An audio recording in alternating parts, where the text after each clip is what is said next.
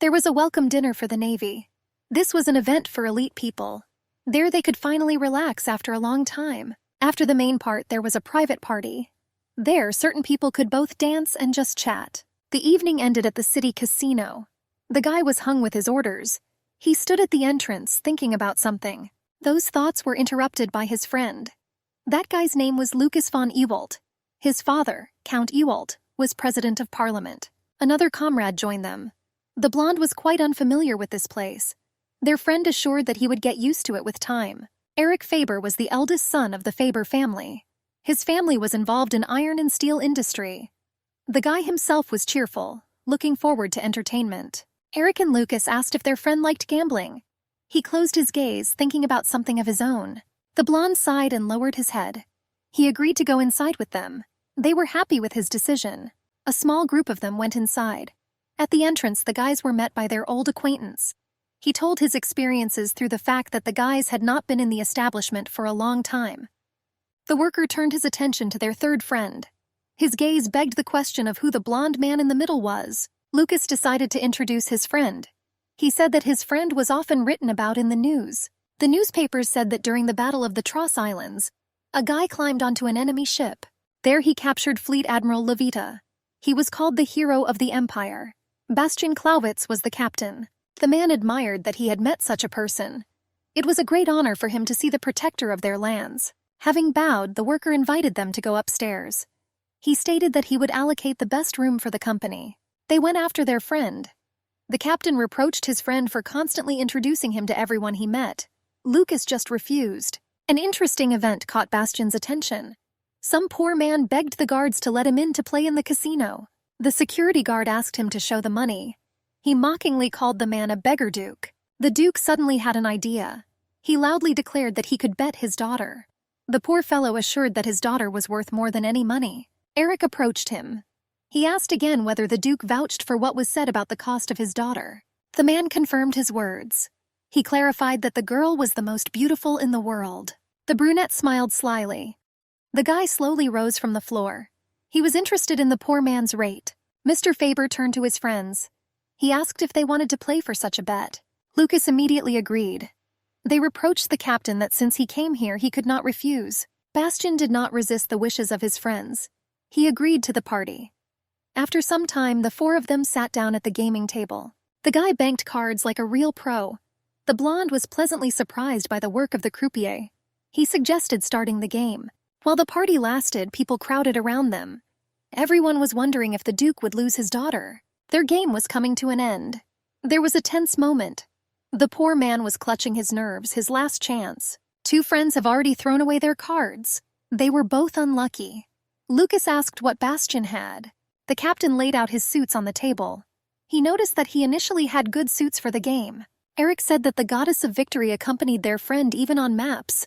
They were happy that the blonde got the greatest beauty. Two people from the casino approached the duke. One of them said that he had to pay for his words. The second rejoiced that the duke would have a son-in-law. The poor man tried to convince everyone that there was a mistake in the cards. Bastian was disgusted to see a loser. The captain stood up from his chair. He made his friends leave. Lucas tried to persuade the blonde to take his winnings. The duke grabbed his son-in-law by the hand. He asked for forgiveness this time. He also promised that next time he would definitely give everything away. The captain was disgusted by the disgustingness of the poor fellow. The guy pushed the man and he fell to the floor. Mr. Ewald understood that his friend was no longer in control of himself. Lucas asked the security to bring the winnings. The loser got up from the floor. He was angry that he was disgraced in this way. The man argued that if the emperor found out how they spoke about the girl, then everyone would be in trouble. The poor man insisted that his daughter was of noble birth. He said that the girl would not even look at people like the captain. The poor fellow continued to praise the girl. According to the duke, it turned out that imperial blood flowed in his daughter's veins. The lady was sitting by the window. She was worried about her father because he had not returned home for a long time. Her sister fell asleep next to the girl. She gently touched Tira to wake her up. Feeling someone's hand, she instantly woke up. She immediately asked if their father had returned yet. Odette assured that everything was fine with him. The sister was worried that something might happen to the duke. Our heroine convinced her sister that everything would work out. She suggested we go to bed already because it was late. The two of them went to the bedroom. Tira was afraid of the sound outside the window. She compared the sound to a ghost crying. Odette squeezed her sister's hand tighter so that she would calm down. Sometime later, the younger sister was lying in bed. The brunette wished her good night. Tira said displeasedly that she was already an adult and there was no need to put her to bed. The girl just smiled calmly at her sister's words. The lady closed the door and went back to the kitchen. In the kitchen, Odette was making a list of things she needed to buy. After all, the next day she will start working part-time for Lace. The lady remembered their previous home. They even had hot water there. But due to their father's problems with funds, they had to find cheaper housing. The heroine thought about Tira's words regarding the sound of the wind. For the older sister, that sound was quite sweet. They managed to get the top floor of that house thanks to the allowance that the royal family kindly provided them. The girl remembered her mother.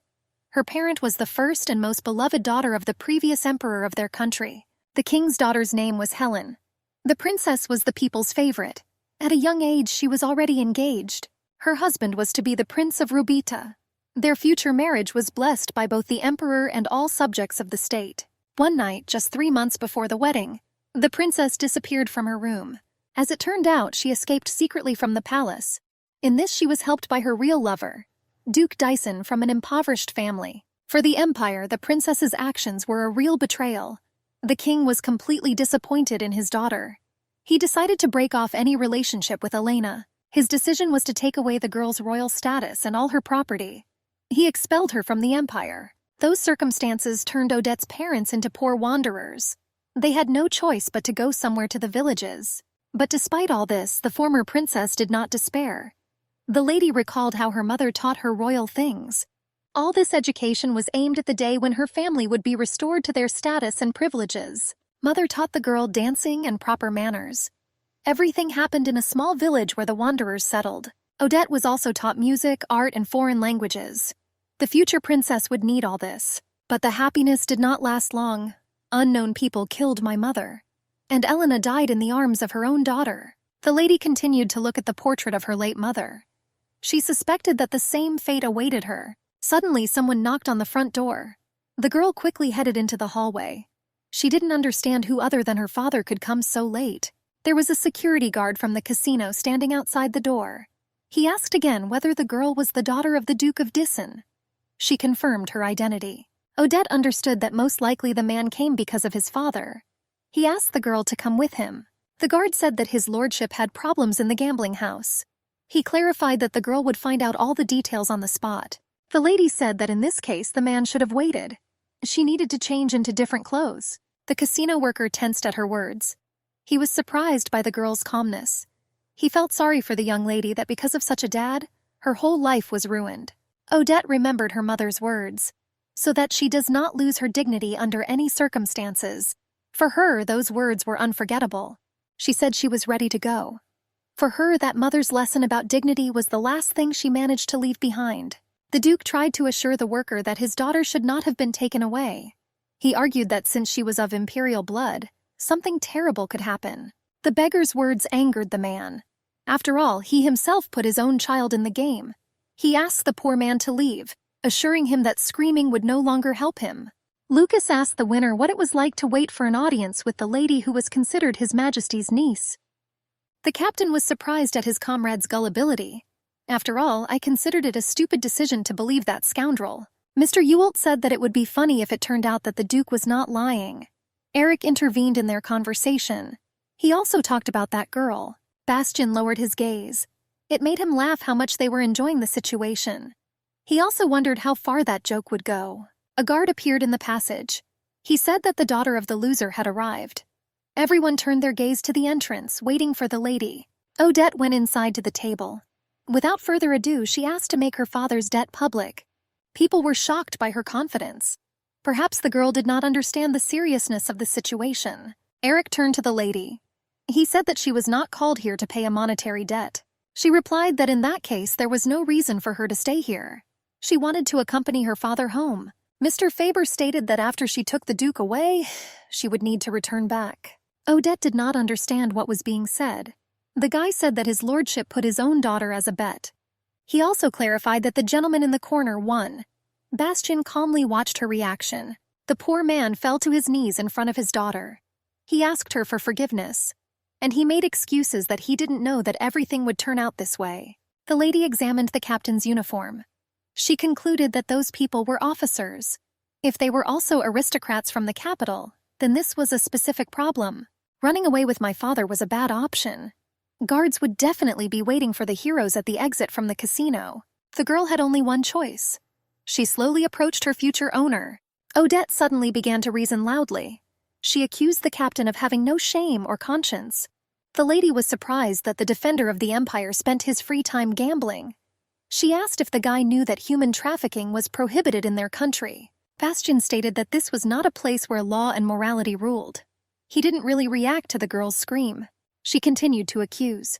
She was surprised that the soldier forgot his honor and dignity only when he crossed the threshold of the casino. Odette asked to forgive her father's mistake this time.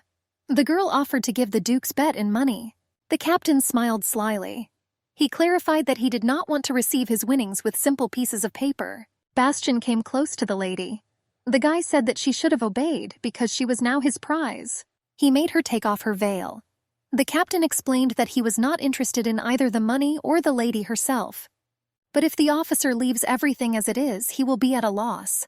Bastian promised that if the girl showed her face once, they would be considered even.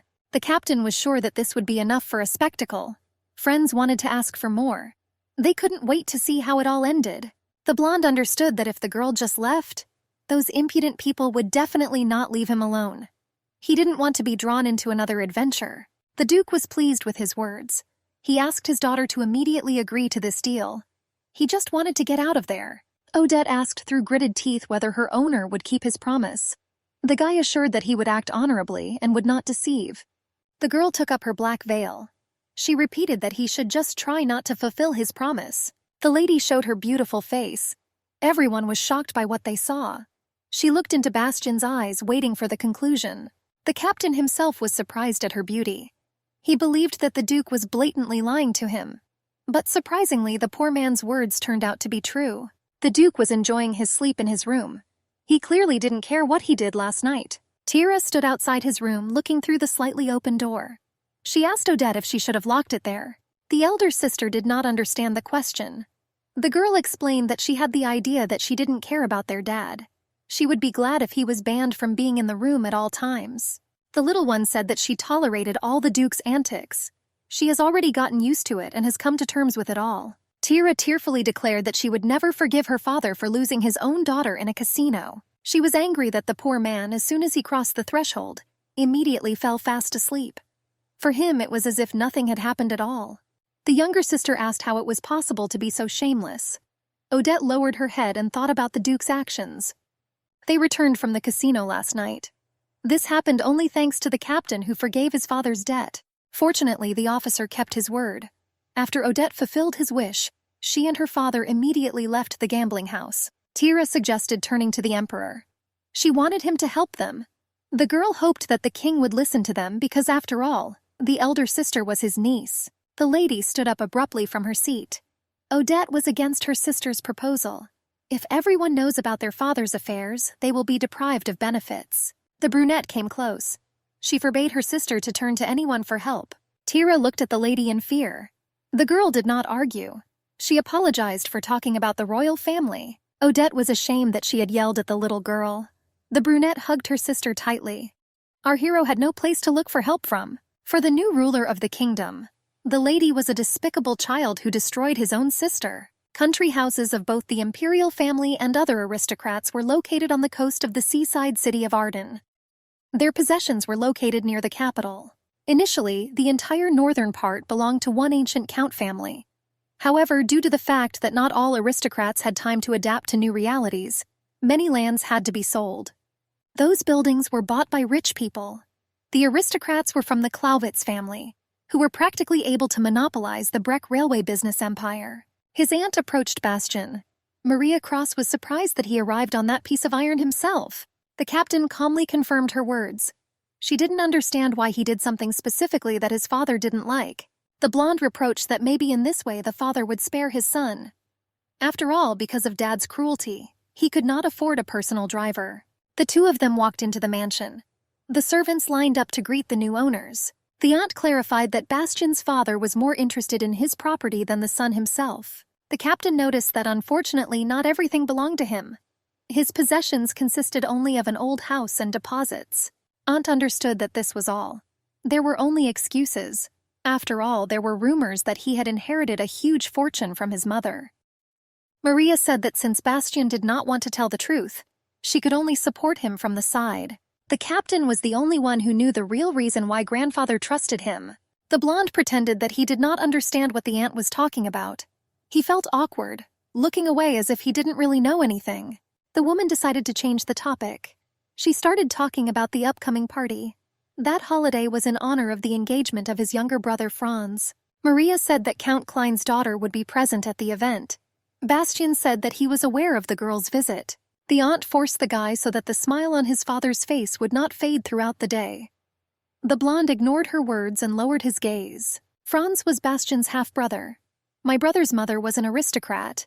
The father, in order to improve his status without any hesitation, appointed his youngest son as heir to the family. The captain was angry about all this. He understood that his brother himself was glad to marry the daughter of a high-ranking nobleman. The aunt noticed that Bastian should also find a wife faster. The guy happily agreed with her arguments. The woman decided to believe his sincerity. The only thing was that she asked the guy not to even look in Isabel's direction. Otherwise, new problems will begin. The captain asked who Maria was talking about. She was talking about the first princess of Berk. She also clarified that there were rumors that she was in love with Bastian. The blonde recalled how His Majesty came while studying at a military school. Then he arrived with his daughter. The girl was hiding behind her father. She looked at the guy lovingly. For the captain, those memories were unpleasant. Bastian stated that he felt nothing for the king's daughter. The aunt clarified that the emperor thought differently. The current ruler remembered well the fate of his elder sister. He believed that it was love that ruined her life. He was afraid that his daughter might face the same fate as Elena. The captain remembered that poor guy from the casino. He mentioned a similar story. Then the duke assured that his daughter had royal blood in her veins. The guy's thoughts were interrupted by his aunt. She asked if her nephew had heard her request. Bastian decided that the poor man was a simple swindler. He stated that the aunt should not have worried so much. He decided not to remember that situation in the gambling house. There was another quarrel in the imperial palace. Everyone was preparing for the upcoming marriage, and therefore everyone was nervous and angry. The empress found photographs of the captain from her daughter. She argued with her husband about this. The woman explained that this was not the norm, that the soon-to-be-married girl was admiring photographs of another man. The king convinced her that this would not affect the fate of their daughter in any way. After all, it didn't matter what feelings the lady had for Bastian, because it had already been decided who would become her lover. The monarch recalled that Elena also had a fiancé, but despite this, she ruined the planned marriage. The wife quickly came to her senses. She asked forgiveness for reminding the king of his sister's unfortunate fate, and she clarified that she was scared that the same story could happen to their daughter. The emperor assured that this would never happen again. After all, Bastian was a praiseworthy young man. But at the same time, the guy will never become a match for the princess. The queen delicately changed the subject. She wondered whether her husband was going to intervene in Odette's fate. The man was surprised why she decided to talk about the poor fellow. The missus learned that the duke began to visit gambling houses. She was worried that something bad might happen to the young lady. The emperor said that the only reason why the poor man showed interest in his children was Elena. They understood that that family had a terrible fate. The queen stated that she also despised the duke for his actions. But this did not mean that Elena's daughter had to suffer because of that madman. The woman offered to find a suitable groom for Odette. She gave the example of Captain Clawitz. The emperor was surprised at her option. He looked at Bastian's photograph. He was shocked by his wife's arguments. The monarch explained that the guy, despite his low status, became a hero of the empire and achieved a high position. He was worthy to marry a girl from the royal family. Mr. did not understand why the captain, who could get the daughter of any minor aristocrat, would be associated with Elena's child. The woman insisted that despite Dissen's poverty, they were still a ducal family. The wife assured that this would only be beneficial for the princess. After all, if Bastian was busy, then the girl would immediately make the right decision.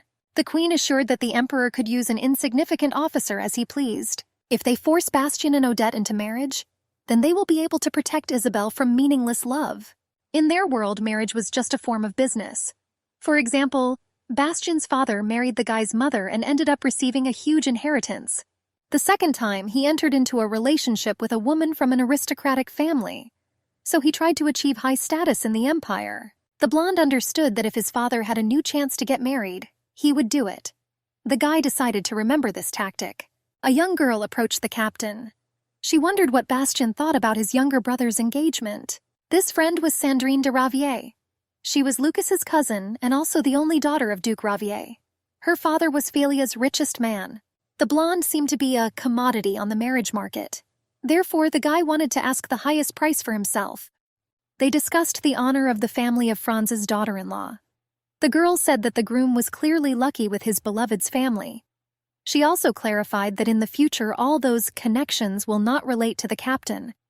Bastien assessed Sandrine. Miss Ravier was already married and then she became Countess Lena. But the marriage of the Count family began to crumble. Rapid preparations for the divorce process began. Thus, within a year, the Duke's daughter was supposed to return to her family as if nothing had happened. The girl turned to the captain. She stated that she was ready to do everything possible to change the blonde's low status. He recalled that he never forgot about their trusting relationship. Bastien clarified that he would also make every effort. The captain came close. The guy said that the Ravier family was the best candidate for marriage for him. However, he noted that the situation in that market was changeable. Miss Ravier took this as a threat, which she asked the guy about. She was calm, not afraid of those words. Bastien became more joyful. He replied that there was no message in the story. The captain clarified that all this was a little friendly instruction. Sandrina looked away from the guy. She reported that the blonde's stepmother was looking angrily in their direction. The woman clearly did not like seeing her son next to a member of a noble family. The captain said that the girl was very quick-witted. Miss Ravier did not particularly react to such compliments. The lady said that she was about to leave. That day, she only wanted to make sure of their relationship. Their communication was noticed by other ladies. One of them reasoned that there was clearly some kind of connection between the two. Another girl suggested that Miss Ravier's next marriage could be with Captain Clauvet's. His aunt heard it. Bastien wanted a break from so many people. The guy went out onto the deserted veranda to be alone with his thoughts. The image of that girl from the casino was spinning in his head. It seemed strange to the captain that the lady was so calm then. She didn't even think about crying. Everyone understood that the Duke did not even think about changing anything in his life. The blonde decided that Odette's future was determined by fate. Maria came up behind me. She was scared and surprised that her nephew came to the party. Bastien explained that he wanted to get some rest. The guy spent a long time in the war. He needed time to return to normal life. Auntie did not relax at all. She asked how it was possible to be so calm standing near that sea. After all, the captain almost drowned in that water as a child. When the guy was very young, one evening he was chased by 2 hungry jackals. Bastien ran as fast as he could, despite the strong bite. He wasn't going to say goodbye to life like that. The future captain turned onto the wrong road. The guy ran out to the cliff. There were powerful waves below due to the storm. The young man turned back to find another way out. But the jackals came close, preparing to feast on fresh meat. Marie, still very young then, stood on the shore. She was enjoying the quiet nature when a splash of water was heard in the distance. The girl looked at that place in surprise. Auntie quickly realized that someone had fallen into the water. She tried to see who was there. Bastien, meanwhile, was already choking on water. Marie recognized the guy and jumped into the water to save the young man. Then the aunt recalled how they were already in the palace. The servant bandaged the young man's wounds. The girl was trying to find out how it happened that the teacher lost his little student. The man asked for forgiveness for his mistake. He said that the horse ran off into the forest with the young master. Maria wondered how the jackals appeared there. The girl asked if the teacher checked the place where the lesson was held. The aunt continued to threaten the culprit. She stated that they would conduct a full examination and then Bastien's father appeared behind him. Jeff assured her that it was just an accident. Maria was not going to listen to her brother. She explained that because of that incident, the young man could have died. The girl was surprised that he was just going to forget about what happened. The head of the family said that he would fire the person responsible for what happened. He also said that the teacher's only mistake was that he did not check everything before class. Jeff walked up to his son. He asked if everything was fine with the young man. The guy was tired and sat with his head down. The father sarcastically stated that Bastian was saved only by luck and the kindness of fate. The captain looked in fear, hearing the words of his parent.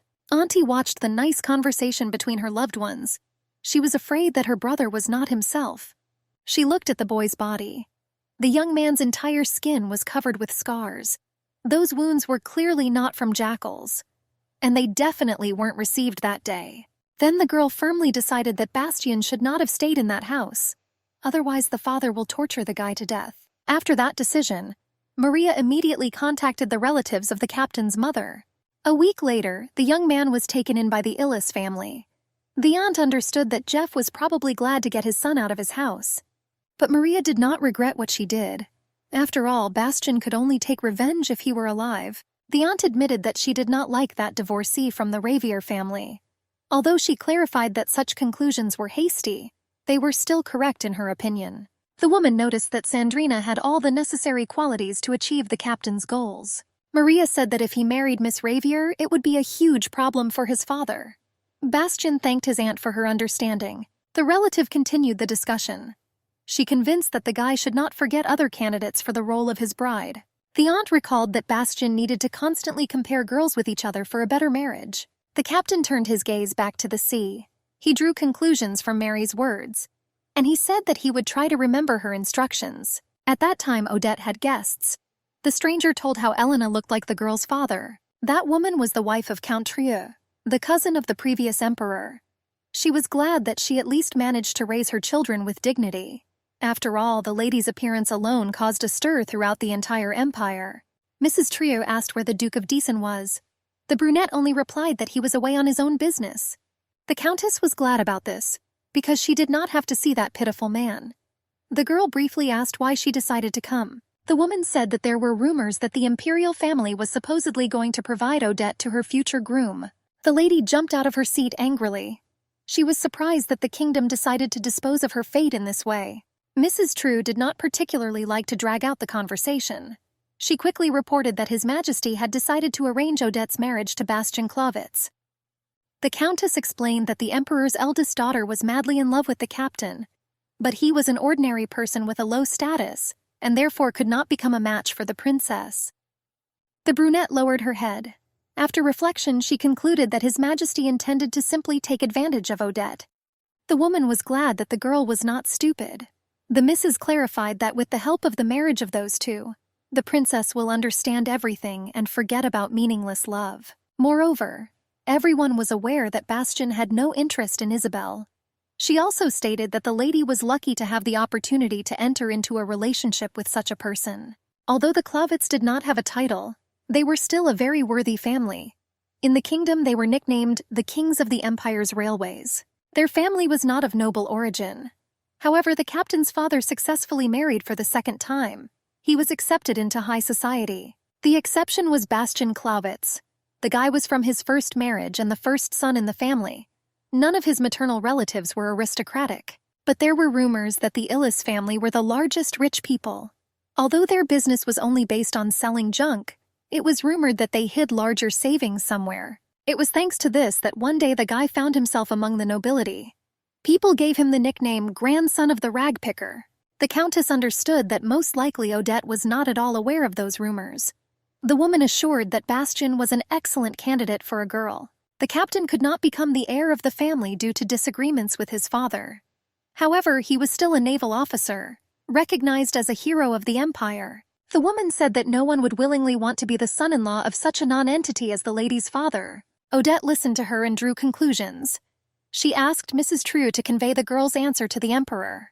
The countess was stunned by this demand. The woman recalled that this was not a marriage proposal, but an order. The lady asked why she suddenly had to obey such orders. The missus explained that it was because of her parents that the girl had to obey. Odette was scared. She was angry that she would have to pay for the sins of her father and mother. Grafia said it was a great opportunity for the poor guy.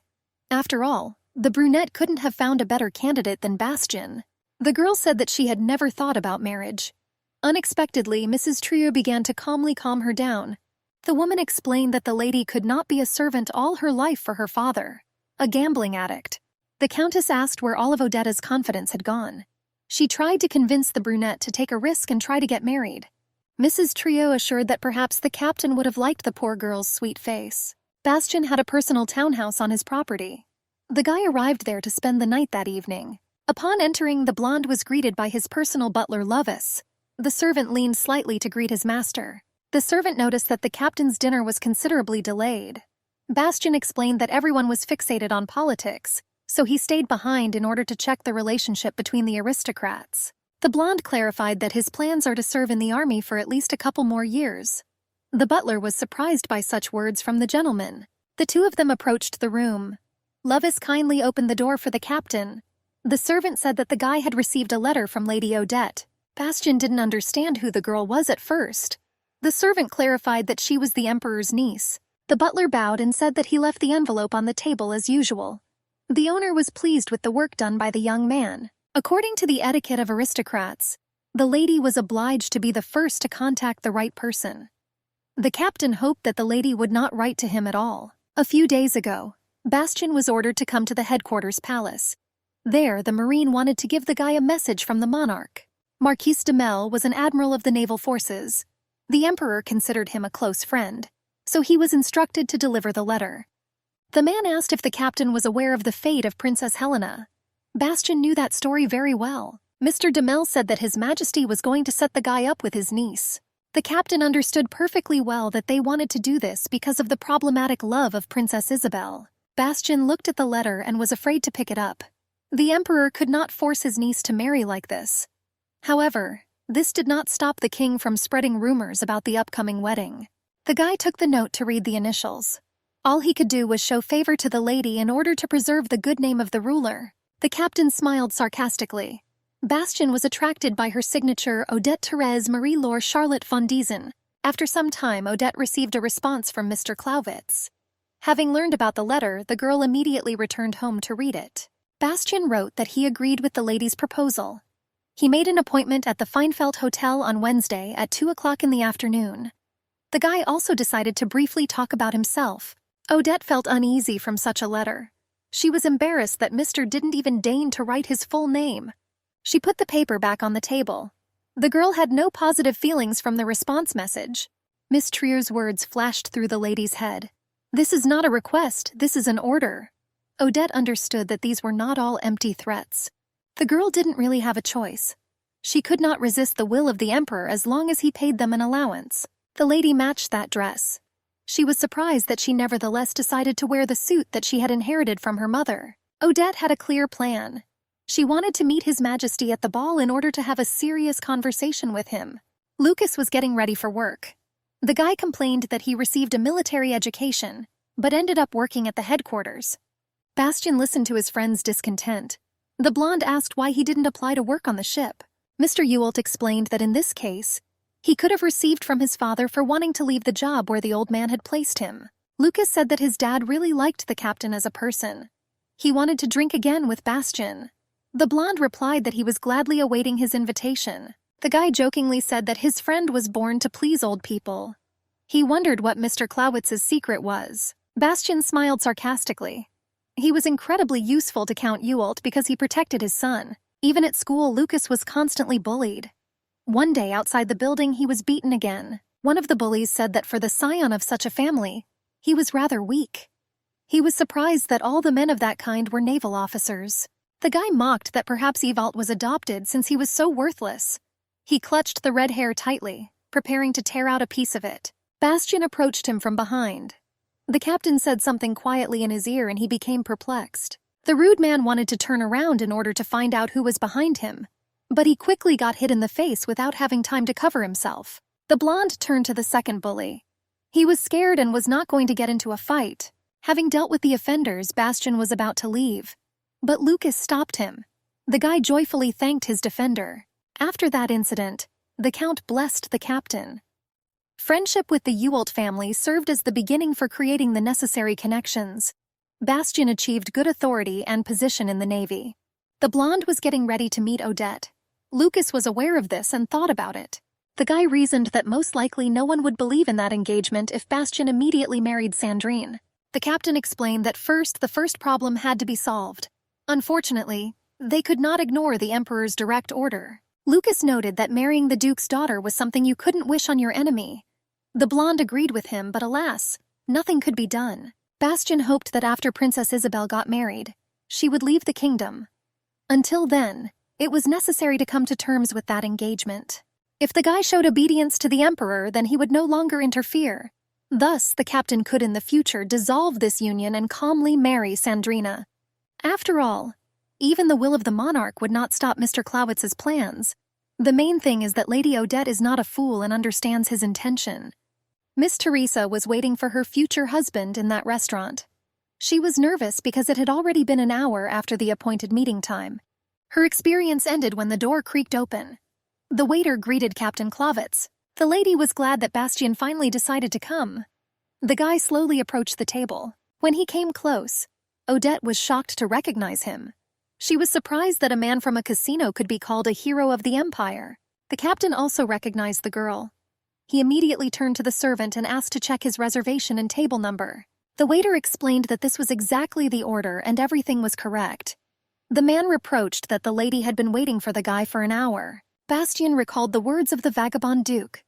Since they turned out to be true, then the captain won this particular Odette. The captain decided to introduce himself.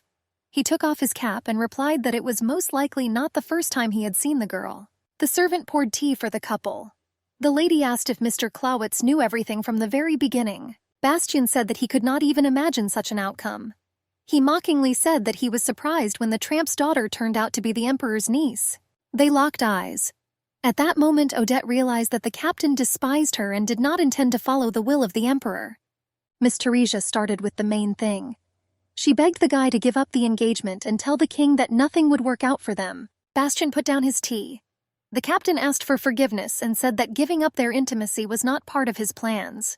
At their first meeting, instead of praying for mercy, the girl scolded Bastian like a small child. Perhaps Odette took advantage of her origins.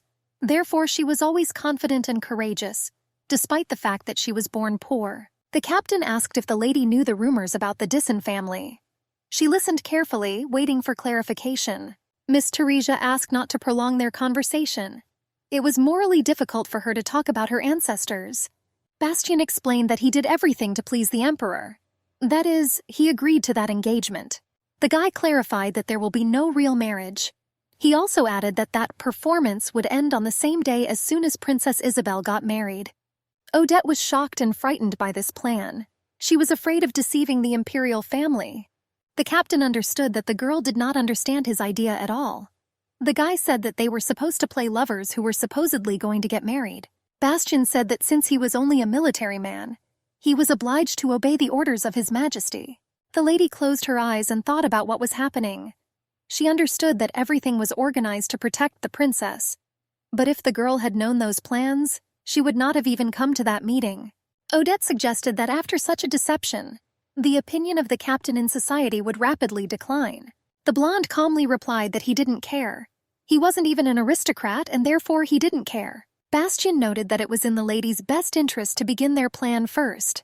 The guy thought that the girl's opinion was more important for the emperor, because she was his niece. The captain believed that Odette also had some goals of her own, since she came to the meeting. The blonde decided that he was simply wasting his time. He grabbed his cap, preparing to leave. The guy advised his friend not to rush into an answer, but to think it over carefully. Bastian got up from his seat and wanted to go to the exit. But a voice behind him stopped him. Lady Dyson rose behind him. The girl silently handed him an envelope with a small amount of money. Odette explained that those bills were for tea. Miss Teresa stated that she had no intention of drinking it at someone else's expense. The captain couldn't help but laugh. The lady looked at the man in surprise, not understanding the reason for his violent emotions. Bastian put on his hat and replied that he did not need her coins. He advised giving them to the Duke so that his daughter would not have to go to the gaming houses. The blonde turned to look at her. The guy said that Odette was lucky that time that he was the winner. He also reminded that next time the lady's luck might turn away. The girl decided that he completely despises her. Odette was left alone. The brunette understood that such a plan would be successful, but she asked herself the question of what she should do when it was all over. Miss Dyson returned home. For the girl, it was the worst day of her life. She didn't want to see Bastian again. Rising to her floor, she heard screams from their apartment. It was clear from the sounds that the father was trying to take something away from Tira. Going inside, Odette saw her sister holding their box of money in her hands. The Duke wanted to take them away, probably back to the casino or for drinks. Dad raised his hand to his youngest daughter. He accused her of impudence, for which he tried to punish her. Lady Dyson reacted quickly. The girl covered her sister with herself. Accordingly, he took a blow to the face. The poor man didn't even immediately understand who he hit.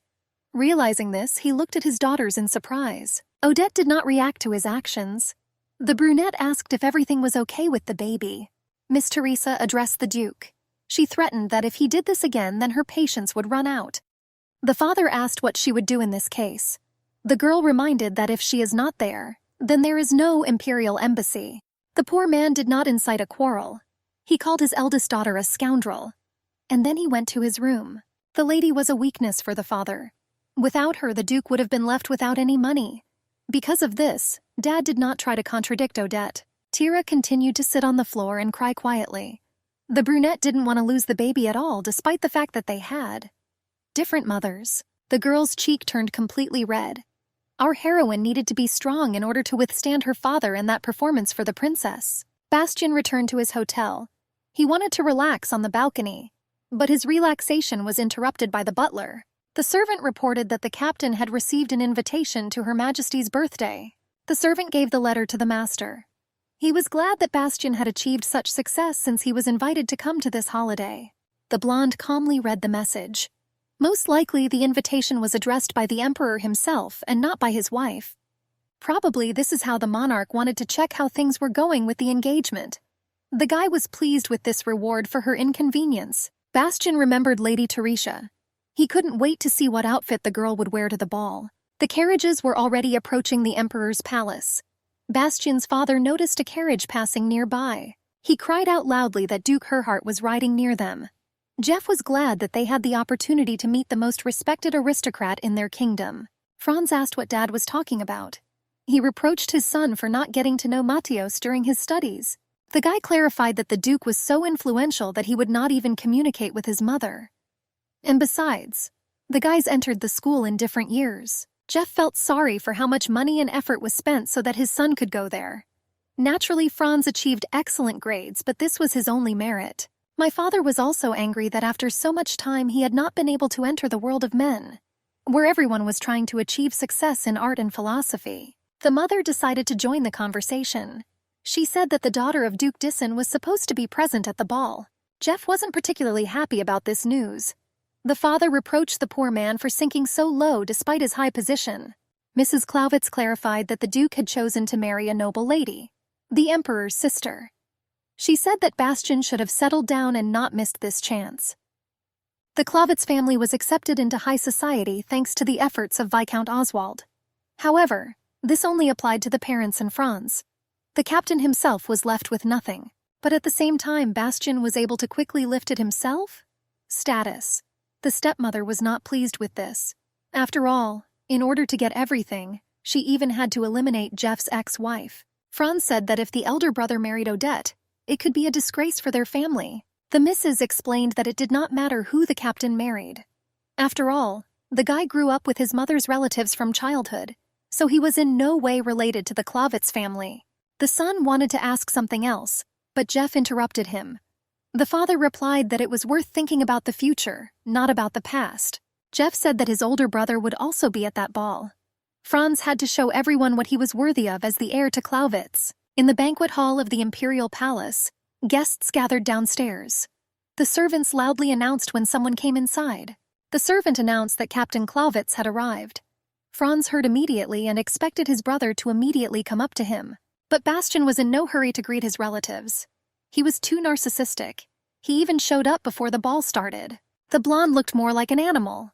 It was as if he was hunting people in the hope of finding aristocrats that would benefit him. Franz was expecting that society would finally see the difference between them. But his thoughts were interrupted by a stranger who pushed the guy so that he almost fell. Several men ran up to the captain. They all wanted to meet with him and even argued among themselves. The brother was shocked that Bastian was known not only to aristocrats, but even to members of the imperial family. His fiancée Ella von Klein appeared behind Franz. The girl was surprised that the captain also knew Mr. Herhart.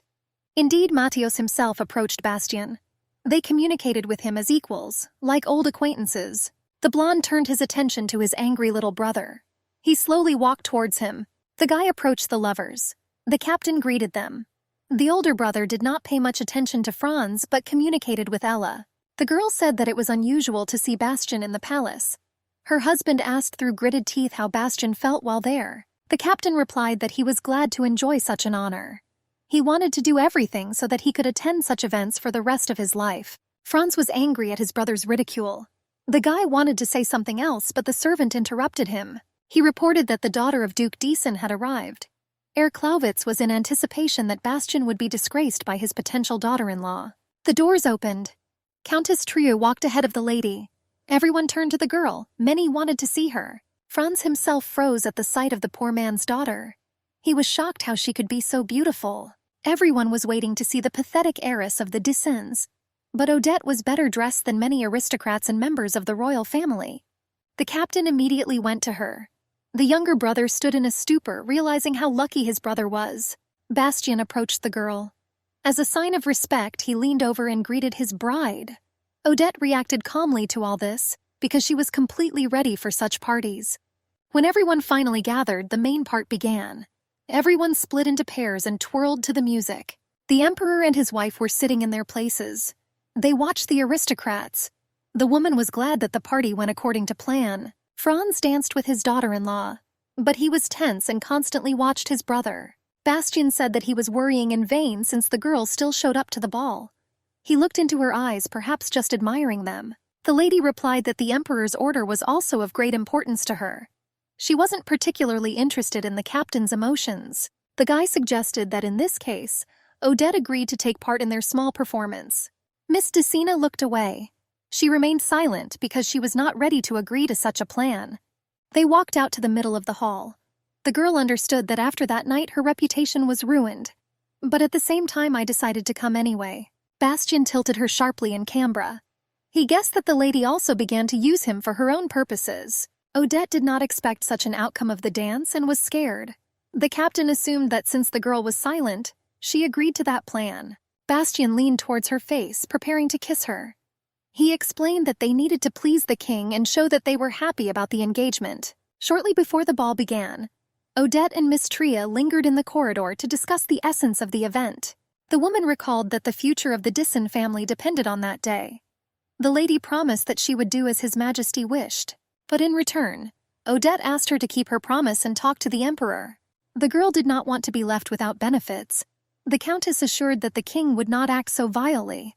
After Isabel marries, the poor will get what they wanted. The lady was grateful to the mistress. She went inside. The woman considered her poor children. Miss Trio was worried that Odette would disappear in such an unfamiliar world. The brunette stopped at the window. Behind the glass was the imperial garden. The girl admired him and remembered her mother's words. Elena told her daughter how beautiful the nature was in the monarch's domain, but such conversations ended in her tears.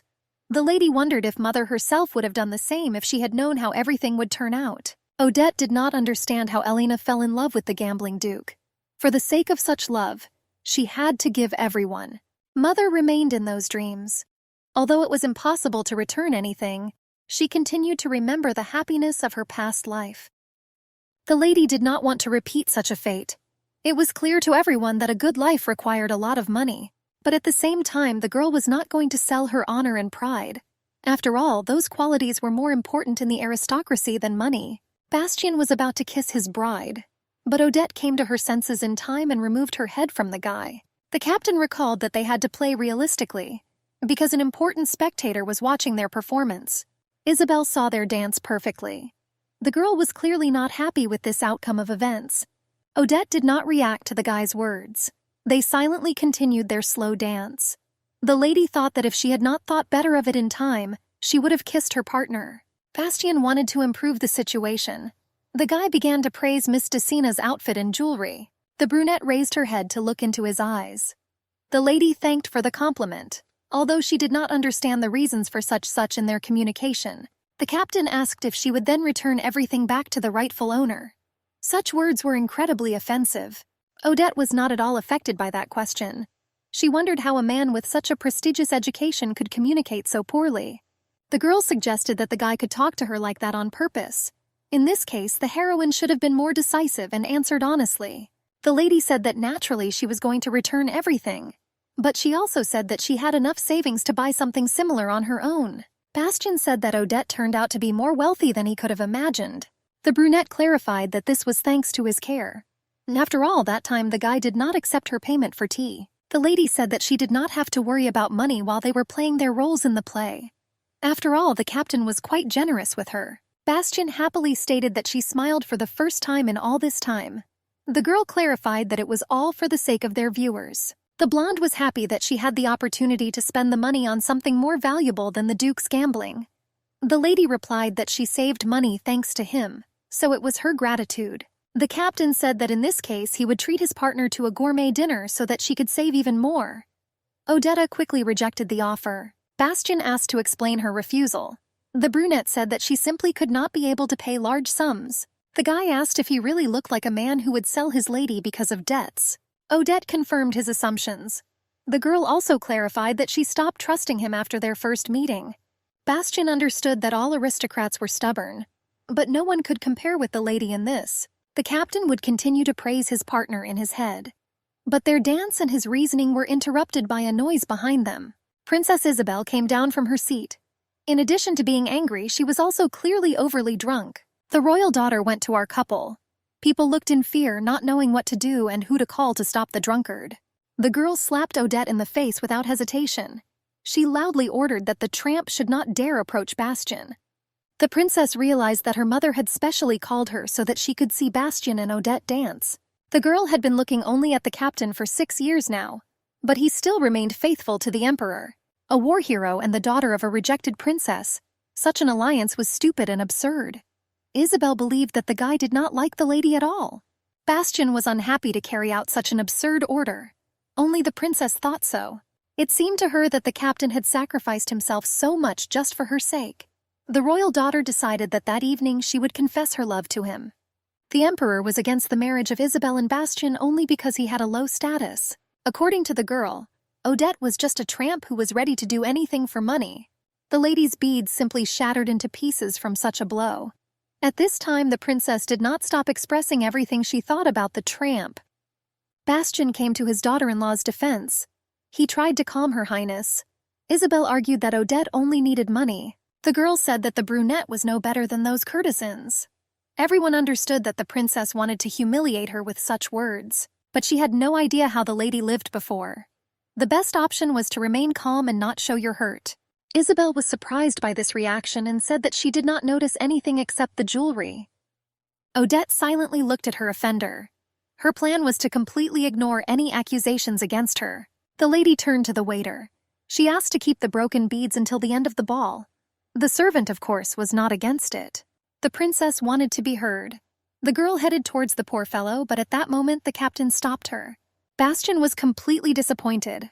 Isabel took this as her love being reciprocated. She threw herself into the guy's arms. The imperial daughter screamed how much she loved the blonde. Mr. Clawitz could smell the alcohol very well. He repeated his request for the girl to calm her emotions. The queen, seeing what was happening, fainted. Her husband did not expect such a reaction and immediately began to call a doctor. The captain's relatives watched the guy. No one knew what to do with the princess's drunken antics. The rest of the aristocrats discussed Isabel's love. She was compared to Elena. Only, unlike the new princess, the dead girl did not humiliate herself like that in front of everyone. They were wondering what attracted the girl to Bastian, and they assumed that her sympathy was only because of the big money and his abilities. The girl continued to climb towards the captain. She said it was time to show the world their closeness. The captain pushed her hands away. His gaze was empty and cold. The blow was not strong, but in this way he showed his dissatisfaction and desire to stop the intimacy. Isabel looked at the guy in fear. She asked why the blonde was still pretending and hiding his emotions. The princess's brother intruded into their conversation. The guy grabbed her and tried to take her away. The royal daughter tried to resist and asked to hear Bastian's answer. The captain returned his attention to the lady. He asked how Miss Decina was feeling. The brunette kept a calm face. Bastian was shocked by the girl's determination. Odette was about to continue the interrupted waltz in order to maintain her dignity. as if such shame and insult meant nothing to her. Just like the day the lady was sold for the Duke's debts, Bastian felt the same aura of nobility and strength. The captain admitted that the current Odette could be compared to a proud queen, which did not at all want to bend to anyone's claims and desires.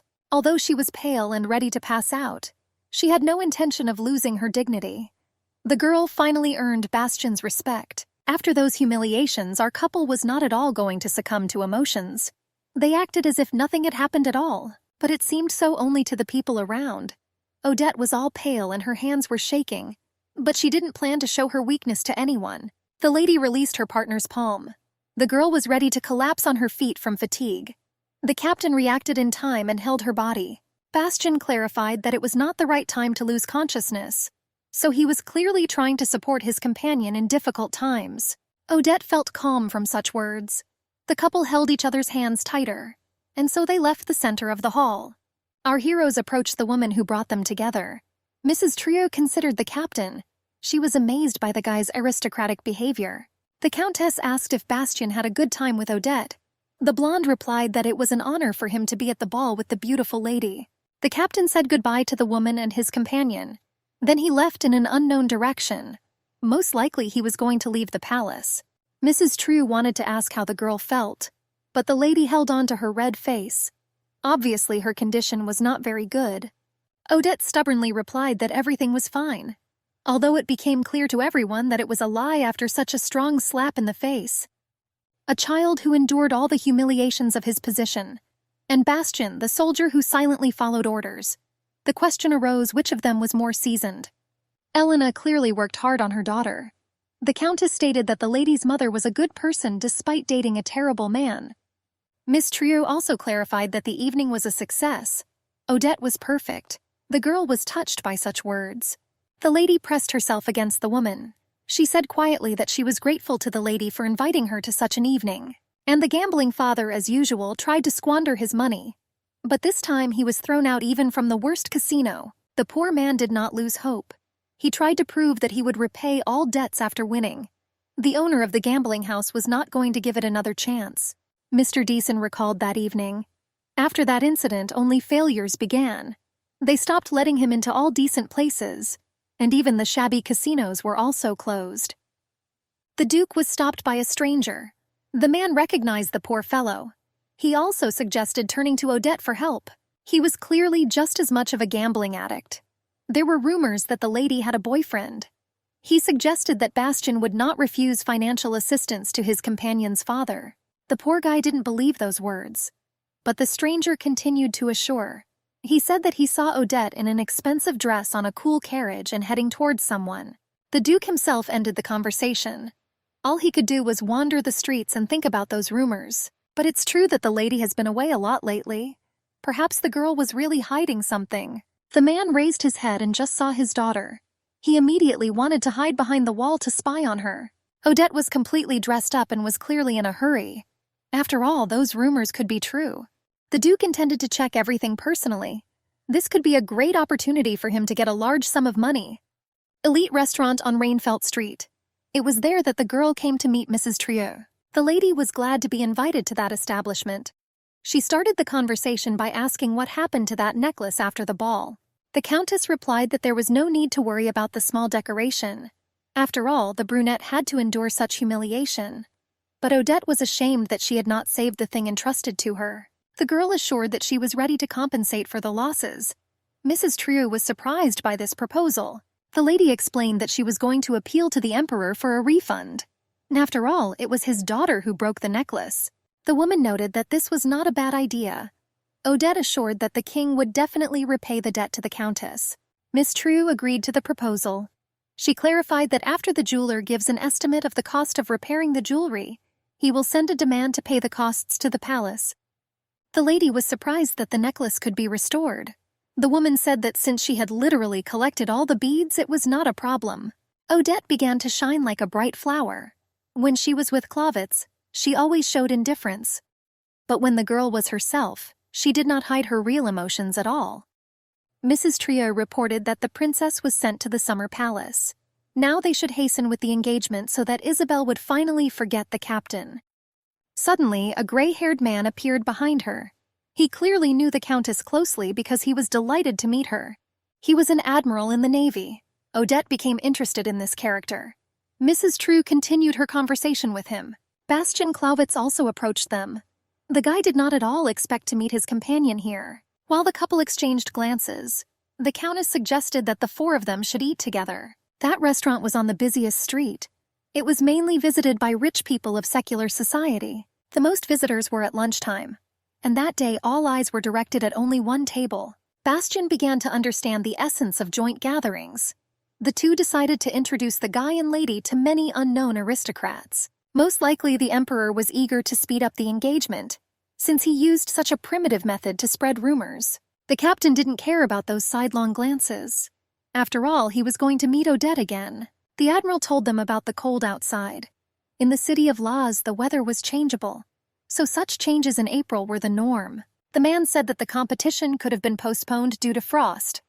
The Countess became interested in what kind of event was planned. There was supposed to be a friendly match at the weekend. Such games were played between navies and ground forces to maintain harmony between the armies. Miss Trier turned to the captain. She wondered if the guy was going to participate in the event. Of course he had to play. The admiral loudly declared that Clawitz was the team's irreplaceable athlete. The blonde always showed remarkable results. The old people admired the guy's talents, and Bastian was focused on his daughter-in-law. The girl put down her fork and picked up a napkin to wipe her mouth. With this gesture, she asked for forgiveness for eating so little. The man said that Clawitz was a real treasure of the Navy. The captain was embarrassed that he was being praised as some kind of rare dish.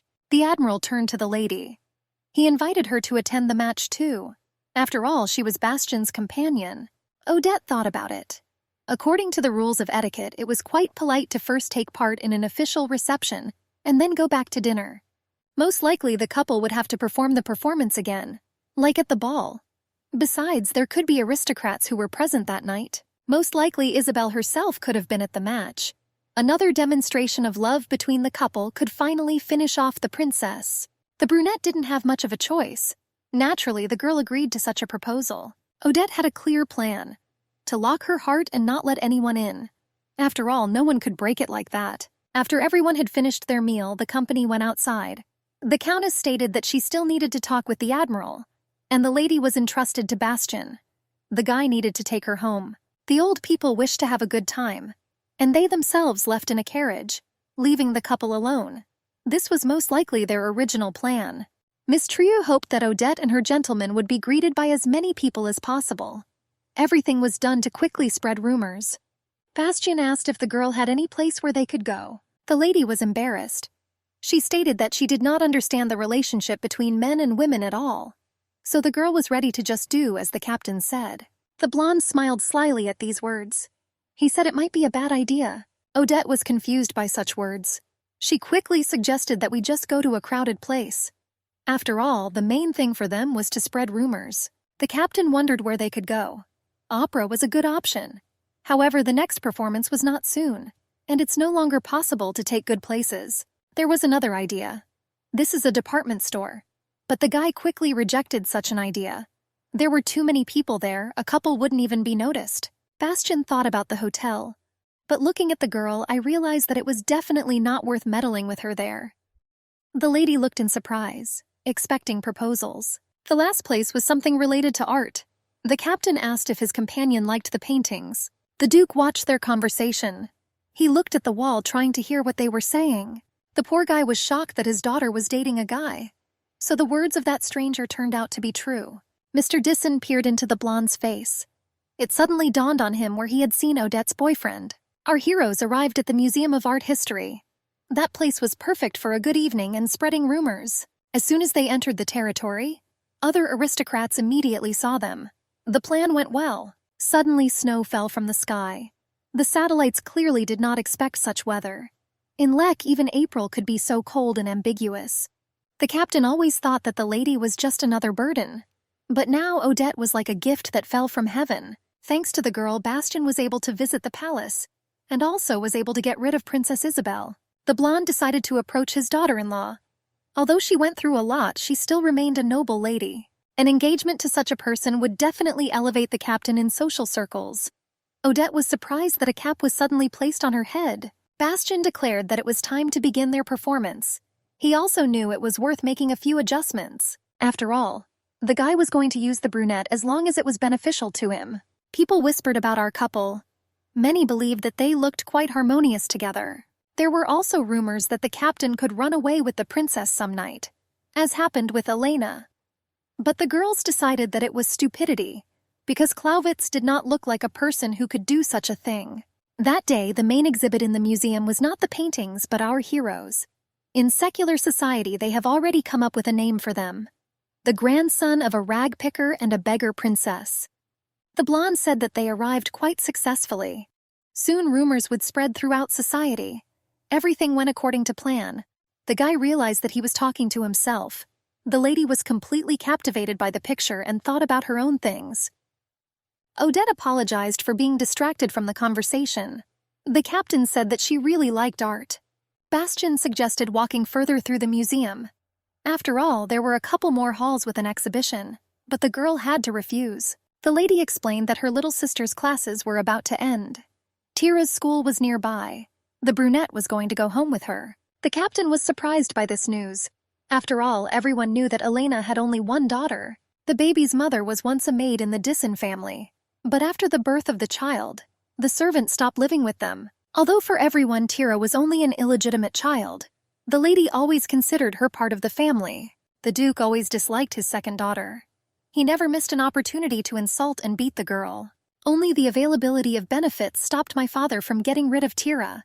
While the royal family was pouring in aid, Odette could protect her sister. Bastian noticed that despite all the problems, the girls got along well. The lady said that the little one was always dear to her. The captain grinned sarcastically. The guy could never have imagined that there could be such a close connection between relatives. The blonde turned away from his companion. He suggested finishing their performance that day. Odette was aware that the brothers also had different mothers. But unlike the Disson sisters, they didn't look like soulmates at all. It seemed strange to the girl that the second son was the heir to the Clawitz family. She understood that Bastian was clearly hiding something that he could not talk about. Since this was the main street, traffic jams in the evening were not uncommon. The captain sat in his car and recalled how they separated. The guy offered to take the lady home, even with his younger sister, but she was categorically against it. Tira might have felt awkward in someone else's car, and Odetta didn't really want to cause inconvenience to her companion. In the end, she said that they would get home by tram. Moreover, the captain had his own plans for the evening, so he did not insist on his help. At the stop where Bastian was passing, there were those sisters. He was surprised at how different they were. The tram approached them, but there were so many people that Odette was pushed and the girls were unable to get inside. They had to wait for the next one. The captain saw this picture perfectly, but he didn't want to do anything. Public transport quickly left there and blocked the path for cars. The guy had to wait for the path to open. Our hero remembered his companion, how the lady was almost crushed by a crowd of people. He felt sorry for Odette. Still, the feeling of guilt took over, and the captain began to turn the steering wheel in a completely different direction. The car deftly turned onto another road. He quickly turned around and drove to the stop. Bastian arrived at the scene. The guy went outside and was about to address the lady, but he didn't find her. But my sister had already managed to leave. The captain was even slightly upset that he did not have time to help them. Although I had to think faster myself. The blonde could only watch the departing tram. The guy was surprised how stubborn his companion was. A few days later, it was time for a polo match. Everything was held in a luxurious and huge palace. Our heroine recalled her mother's words. Elena always insisted that secular society was a real battlefield. It was important to understand the hidden meaning of any conversation. Mother assured that one day they would return to their rightful place. Odette did not believe those words and believed that teaching etiquette was a pointless waste of time. But then the girl did not know that she would end up in such a place. A stranger approached the lady. She introduced herself as Sandrine de Ravier. She stated that she was glad to finally meet the brunette. The aristocrat told how she admired the couple's ball. The girl also clarified that if it weren't for the commotion with the princess, Bastian would definitely have introduced them. Odette was surprised that she was close to the captain. Sandrine began to approach almost right next to her. Miss Ravier asked me to remember her name. After all, now they will see each other quite often. Most likely, the aristocrat was not very happy with this. Sandrine, after she finished speaking, left silently. The lady was shocked by such impudence. Franz's wife appeared behind him. She said displeasedly that Miss Riviere had not yet divorced Count Lena, but was already presenting herself with a past status. The green-eyed girl asked Odette if she remembered her. She clarified that they saw each other at the ball. The lady thoughtfully suggested that the stranger was the daughter of Count Klein. She was glad that the brunette remembered everything so well. Franz's daughter-in-law said that Sandrine did not want to continue to be addressed by her husband's last name.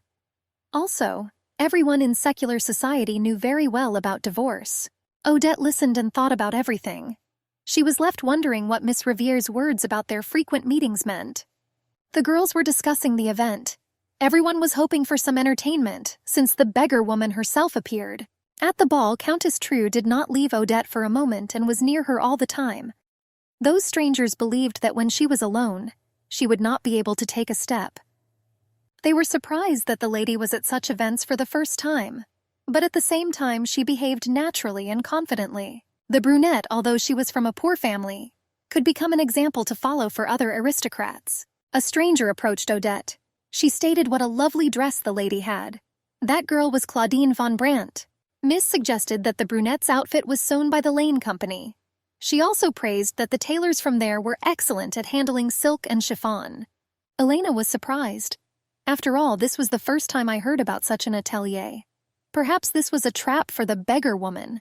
If the daughter of the Brandt family, who was known for her elegant taste, visited such a place, everyone would know about it. So obviously Lean simply did not exist. But Mrs. Klein quickly relaxed.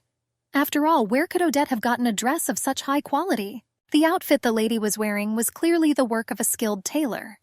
However, from the sleeves one could notice that the clothes had been altered specifically for another person. Another aristocrat approached Elena. She said that the emperor went too far in protecting his own daughter. After all, the king could at least prepare things for his niece. Miss Klein assumed that he simply didn't have time. After all, talk about the wedding spread around the area too quickly. But she also understood that if His Majesty had given the order, Odette would already be standing in a new and not altered dress.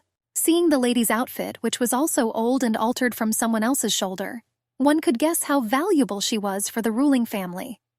The second girl said that if Odette thoughtlessly agreed with Claudine's words, she would be terribly disgraced. The lady decided to do something smarter. She admitted that she was not at all experienced in matters of fashion, and therefore Countess Trio helped her.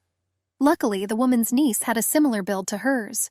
The brunette also said that she was going to give preference to the ateliers that Claudine praised so much. A serious verbal battle ensued between them. Observers couldn't wait to see who would win. Miss Brandt noticed the guys who were participating in the match.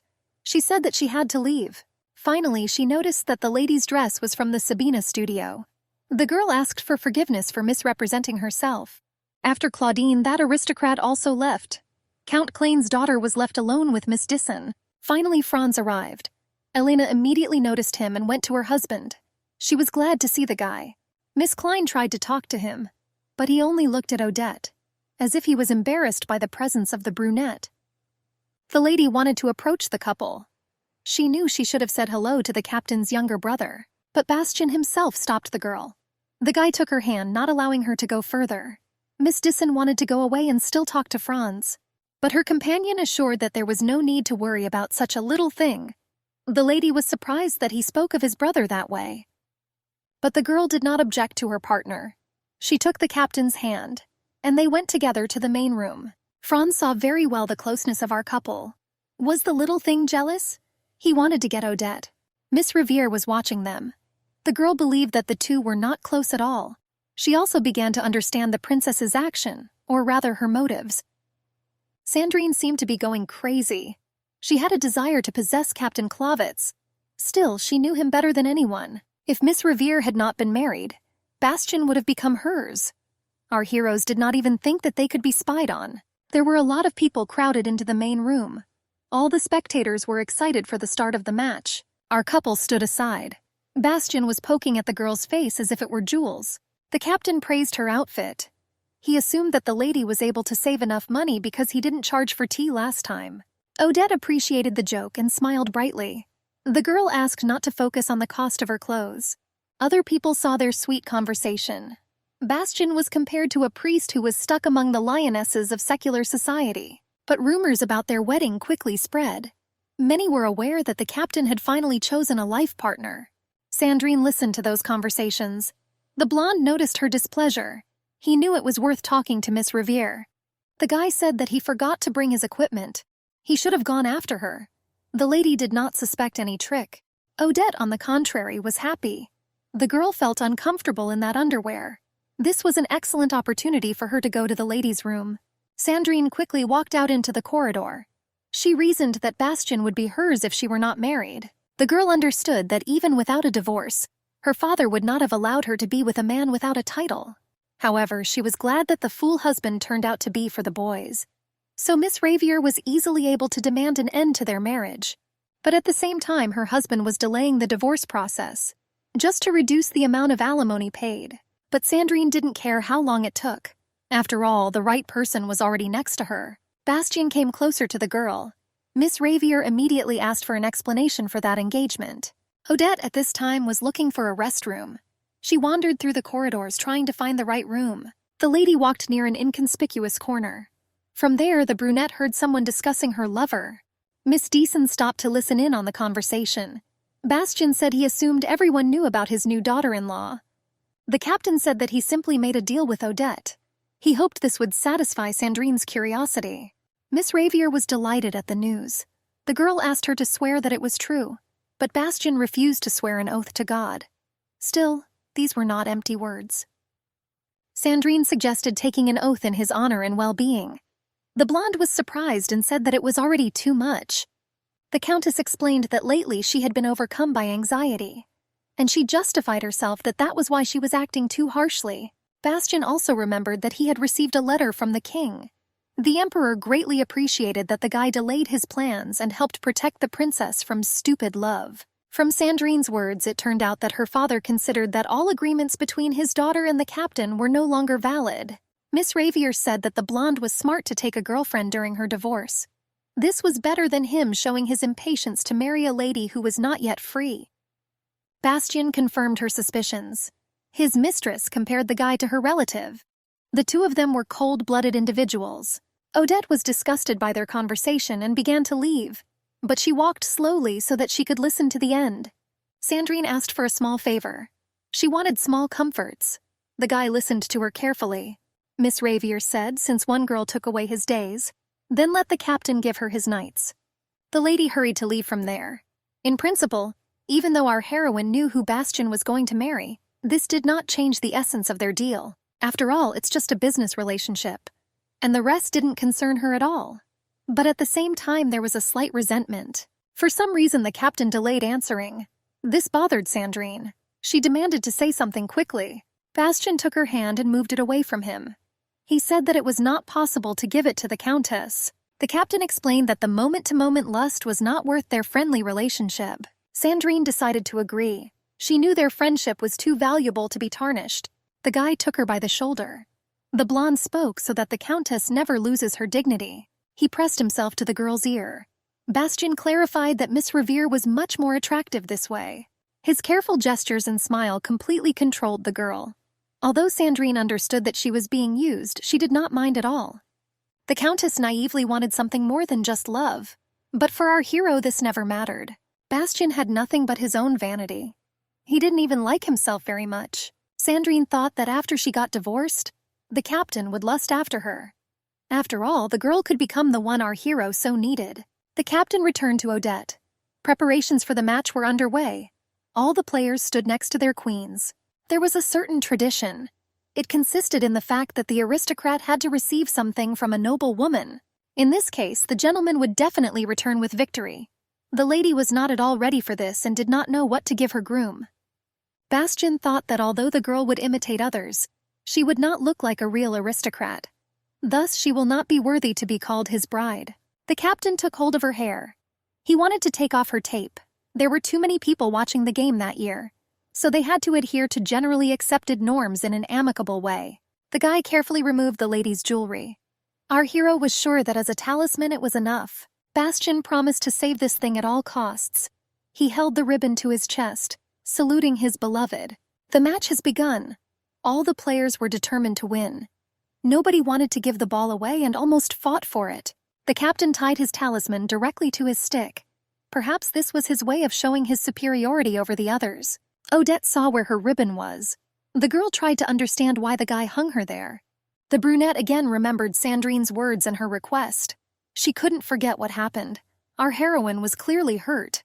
Miss Deason understood that this was Bastien's personal matter, and it had nothing to do with their deal at all, so she should have stopped worrying unnecessarily. Her thoughts were interrupted by the screams of people. Everyone supported their team or personally one of the players. The captain stepped forward. He brought the ball to the goal, but his opponent pressed him from behind. The blonde saw the ill-wisher perfectly. Our hero understood that with such ballast he would not be able to score a goal. But there were no impossible tasks. All you had to do was pick the right moment. Bastien leaned over so hard that he thought he would fall off his horse. Having waited for a certain moment, the captain sent the ball upward with a sharp blow. It was so strong that the ball seemed to simply evaporate from the playing field. The player who was standing on the goal was trying to see where the ball went, but he realized everything when the referee's whistle sounded. The man raised a blue flag. This showed that the naval team had scored a point. The winners rejoiced. One even cried out that he adored Bastien. Our hero was called crazy for trying to win like that. The captain stood in the middle of the field. He enjoyed how people rejoiced at his victory. Naturally, the knowledge that the team won thanks to him brought pleasure. The blonde noticed Odette. The girl didn't even look in the direction of the winner. The lady was just clapping because everyone was applauding. Mr. Clowitz saw her indifference very well. Most likely the guy was offended by this. He waited for her to look at him. Odette noticed that her lover was looking at her, but our heroine only closed her eyes, not wanting to exchange eye contact. Being devoted to his duties, the guy did not need to think about more. Bastien began to turn his horse around. The captain believed that the lady was simply using him, although the blonde himself was no better. Meanwhile, in the waiting room for athletes, Sandrine came to her brother. But the girl was not looking for him, but for Bastien. Lucas explained that he had gone to wash himself off. After all, our hero, to celebrate, was doused with champagne. Mr. Riviere was indignant at how strong his friend was. But his sister did not listen to him. She looked at the winner's putter. The captain never adhered to generally accepted traditions. After all, I always considered such things to be empty fun, which were invented by people from the nobility. But Sandrine thought that that time he tied Odette's ribbon out of spite. Miss Riviere believed that she should have been the first lady to give Bastien a talisman. The girl went outside. She dug a hole first. Throughout the match, that abomination got on the Countess's nerves. But now that talisman was dirty and lost in the ground. Most likely the tape will no longer be returned to its rightful owner. It wasn't long before Sandrine got rid of the ribbon. The girl asked her brother if Odette would be present at the banquet dedicated to the players' celebration. Lucas replied that she would most likely be at the event. After all, the event is in honor of Bastien, her lover. The guy assured that his sister did not need to worry. Everyone knew that the captain was in a difficult situation because of the crazy princess. Mr. Riviere was positive. He believed that all she had to do was wait. But he also accidentally said that the couple's first meeting was unforgettable. Lucas quickly realized that he had said too much and closed his mouth. If Sandrine found out everything, the blonde could be in big trouble. The girl wondered how well their first walk went. The brothers swore that in any case, Bastien and the lady would never be together. But everyone saw how beautiful Odette was, so no one could predict what feelings the captain would have for her. Sandrine couldn't believe how such a beauty could live behind her pathetic father's back. If Miss Deason wanted, she could marry a rich man and escape poverty. Most likely the lady had even bigger plans. Miss Riviere guessed why she lived in poverty all the time. Thanks to that marriage, Odette could receive the support of the emperor. And Bastien was the perfect assistant to achieve her goals. Sandrine decided that in this case, it was inappropriate for her to passively observe from the sidelines and simply come to terms with everything that was happening. Our heroine was walking in the garden. All that remained for the girl to do was attend a banquet at the Admiralty. Since she was invited as a partner, she had to fulfill all obligations to the end. The unfamiliar lady addressed the lady. She was surprised by the incident. She asked the brunette not to lose heart. Odette did not understand those words, but she quickly noticed a crowd of people near a small pit. Miss Deason quickly ran up to the puddle. There was a talisman ribbon there. The girl was shocked. The lady decided that Bastien didn't care about her efforts.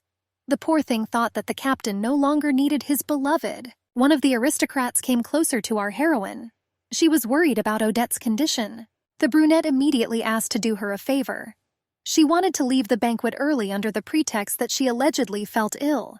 Miss Disson regretted that she had not initially defined personal boundaries. Now the girl wanted to think about everything in private. Odette quickly left the palace. She decided to take a walk through the streets of the city. If there was no need for assistance from the emperor, then there was no point in continuing the play. But because of her father, our heroine could not know how long they could still survive on the funds they were paying. All she could do was wait and save money until Tira finished school, and then run away to a place where the Duke would not be. The lady's attention was attracted by a stand with announcements. There was a flyer hanging there about looking for teachers. The paper stated that they were looking for a young unmarried woman with a middle-class education. The main requirements were knowledge of literature, foreign languages, music, etiquette. For Odette, this was just the perfect chance. The opportunity to finally get big money and leave my father. A carriage with Franz passed near her. He immediately noticed the girl. He didn't understand why the lady was there at all and not with his brother at the banquet. Mr. Clawitz immediately turned to the servant to stop the carriage. After all, he supposedly had urgent matters to attend to. The guy believed that it was a gift of fate. Their meeting could not have been a mere coincidence. Franz developed feelings for Odette at the ball in the royal palace. And finally, he had a chance to understand whether he was close to the lady or not. Lucas was talking about his sister, but the captain did not listen to his friend, but was thinking about his daughter-in-law. Bastian did not understand how she could leave without saying goodbye to him. This behavior was unbecoming for a lady. Still, she was the woman who strictly followed the rules of etiquette even with arrogant persons. Eric turned to the blonde. He immediately saw the tape that was on his partner's stick. Mr. Faber loudly declared that the item was a good luck charm given to our hero by the Duchess. The guys behind were discussing what had happened. Now it was clear to everyone why Odette did not stay for the banquet and left unnoticed. Lucas tried to explain something, but Bastian quickly realized that it was Sandrine who could have done this. Mr. Riviere wanted to prove that his sister could not have done this, but the captain did not listen to his friend. He headed towards the puddle. The blonde knelt down next to a patch of dirt. No matter what condition that tape was in, it was his thing. Bastian clearly decided that regardless of the reason why he took the item, because he promised Odette, he had to protect it. Franz carefully spied on the brunette. He wondered if the girl was okay. Mr. Clawitz learned about the tape from his sister-in-law. Ella said that this was how the older brother showed how in the future he also wanted to play with it and throw it away. Jeff and the stepmother were glad that the emperor forced the captain into that marriage. This was a great opportunity to pacify the blonde. But Franz was more worried about Odette's future. She was despised by literally everyone and even her fiancé. The younger Clawitz dreamed that the lady would become his wife. The guy thought that this way he would save the brunette from trouble. Meanwhile, Bastian was relaxing at his hotel. The servant was worried that the master did not rest even on holidays. The servant turned to our hero. He assumed that the tea was already cold and wanted to make a new one. The gentleman put the book down, and there was a catalog of women's clothing. The assistant noticed this and was extremely surprised. The captain gave away his tea. Rovis went to the kitchen. He suggested that the blonde might be planning to open a factory to produce things for girls. Bastian remembered Odette, namely that she always borrowed other people's clothes. In social circles, the girl was called the beggar princess. The blonde was amused that the king was so stingy. Since the monarch decided to use the Duchess as a thing to protect his daughter, he could at least buy new suits. His thoughts were interrupted by Rovis. The servant ran straight to the master. He reported that some unknown man was breaking in. At the entrance, there was a gambling addict duke. The man demanded a meeting with Bastian for a very important matter. The captain was kind and let the impudent guy into the hotel. Mr. Deason said that he was surprised that such a guy was called a hero of the empire. Bastian noted that he himself did not expect that their meeting could repeat itself. The poor guy said that he knew everything, and that he didn't even try to deceive. The blonde did not react in any way to such statements. On the contrary, he was glad that he didn't have to explain everything to him. Our hero suggested talking about the main thing. The Duke brazenly said that the grandson of a flea dealer could not marry a girl of royal origin. The man was not going to give his daughter to a man who had no status. The captain replied that he was talking nonsense. After all, the poor guy already sold Odette to the blonde once. so he shouldn't have made such speeches. Mr. Dyson justified that the decision was made under pressure from other people. Bastian explained that if not for his mercy, he could have gotten into trouble. The Duke was aware of the rumors that were spreading in the kingdom. The man thought that the blonde was really in love with Odette. The poor fellow clarified that he trusted the imperial decision. But since he was the lady's father, the captain had to ask his permission. Mr. Dyson had the right to give the brunette in marriage to anyone. The Duke called Bastian a pitiful poor man, because he had no status. The gambler said that since Odette was from a noble family, the guy had to try hard to get her. The captain realized that the poor man wanted to receive payment for Odette. But our hero quickly said that the man would not receive compensation. Bastian calmly said that the Duke should try to give the lady to someone else. But he noticed that the Emperor would under no circumstances let the brunette go at that moment. But the Duke should have played more carefully. After all, after such machinations, rumors like that girl slept with many men could arise. This could ruin the poor man's plan. The gamer wanted to object to something, but Bastian said that he would return his daughter, but a little later. Just like that night at the casino, the captain said that if Mr. Dyson was ready for a constructive conversation, then he should visit the imperial palace. The Duke was angered by this relationship. The man said that the blonde would not be able to leave so easily. He took all the dishes off the table, showing rage. This behavior was predictable for a pathetic person. Bastian knew this could happen ever since he got involved with Odette. The master ordered the servants to have the mister escorted out accordingly. The captain also asked to do something, namely contact the Sabin studio so that you can book a visit there. On the same day, Lady Odette received a letter from her fiancé. There the guy wrote that he had planned a meeting for them, on the square near the town hall. One night, even before Franz was born, little Bastian came to his parents' room. His mother lay there. The woman was stabbed several times. Her stomach was cut open. He examined the corpse. The guy was surprisingly calm. Perhaps this reaction was due to a state of shock. Near the deceased stood the father and his new mother. Most likely they were the ones who committed the murder. The captain woke up in his bed. It was another nightmare. Bastian held his head and wondered how he would get rid of such memories. The guy had an appointment with the doctor. The man reported that the marks from the gunshot wound were already healing. But Dr. Kramer clarified that despite his youth, the guy should not have returned to the front. The blonde talked about his hopes that he would tell the Admiralty only the facts, and not his personal opinion. The doctor suggested that Bastian, since he had become famous enough, should retire from the army. The doctor did not want to sign the papers allowing the captain to return to combat, but the blonde insisted that his main mission, regardless of location, remained to preserve peace. Mr. Kramer said that after such words he would never sign the decree. The doctor asked what the guy would do if he returned there. Bastian only said that he would simply wear another medal. The doctor was pleased with such courage. The man recalled their first meeting, which happened 14 years ago. Then, grandfather burst into Kramer's office. He stated that he had gone to pick up the boy from Klauwitz's house, but the old man also clarified that those relatives beat the child and his whole body was covered in scars. The doctor immediately laid the blonde on the couch. The young doctor was scared. Back then, Kramer wasn't a pro, and therefore, there were rarely patients who had serious injuries. The Illis family wanted to avenge their dead daughter. They had a plan to raise Bastian to be a real hero and make him the heir of the family. The struggle between former relatives continued for several years, but in the end it was Klauwitz who won. That day, Mr. Kramer was trying to figure out how the child managed to get so many injuries. Bastian answered calmly, as if he had repeated the text many times. From his words it only became clear that all the cuts were due to the child's clumsiness. But old man Illis still tried to report Klauwitz for ill treatment of his eldest son. But his attempts were unsuccessful. Jeff could hit accurately. Therefore, no evidence was found that could prove anything. The head of the family initially introduced Bastian as his successor. But then the man remarried. It was an interesting story.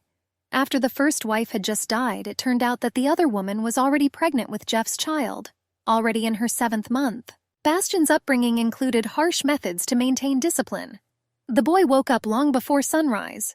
The guy immediately dressed as if he was preparing for an important meeting. Such a constant dress code was mandatory, as the father wanted. But at the same time, the future captain simply sat down to study. After a long educational process which not every child could cope with, regular physical training began. They were like military training.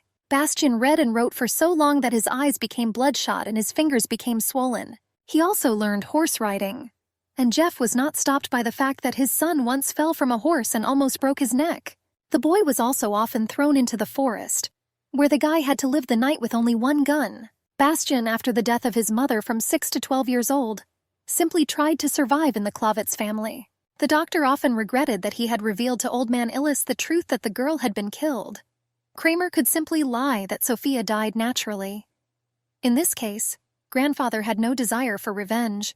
Bastian got dressed and said that he was going to leave the office.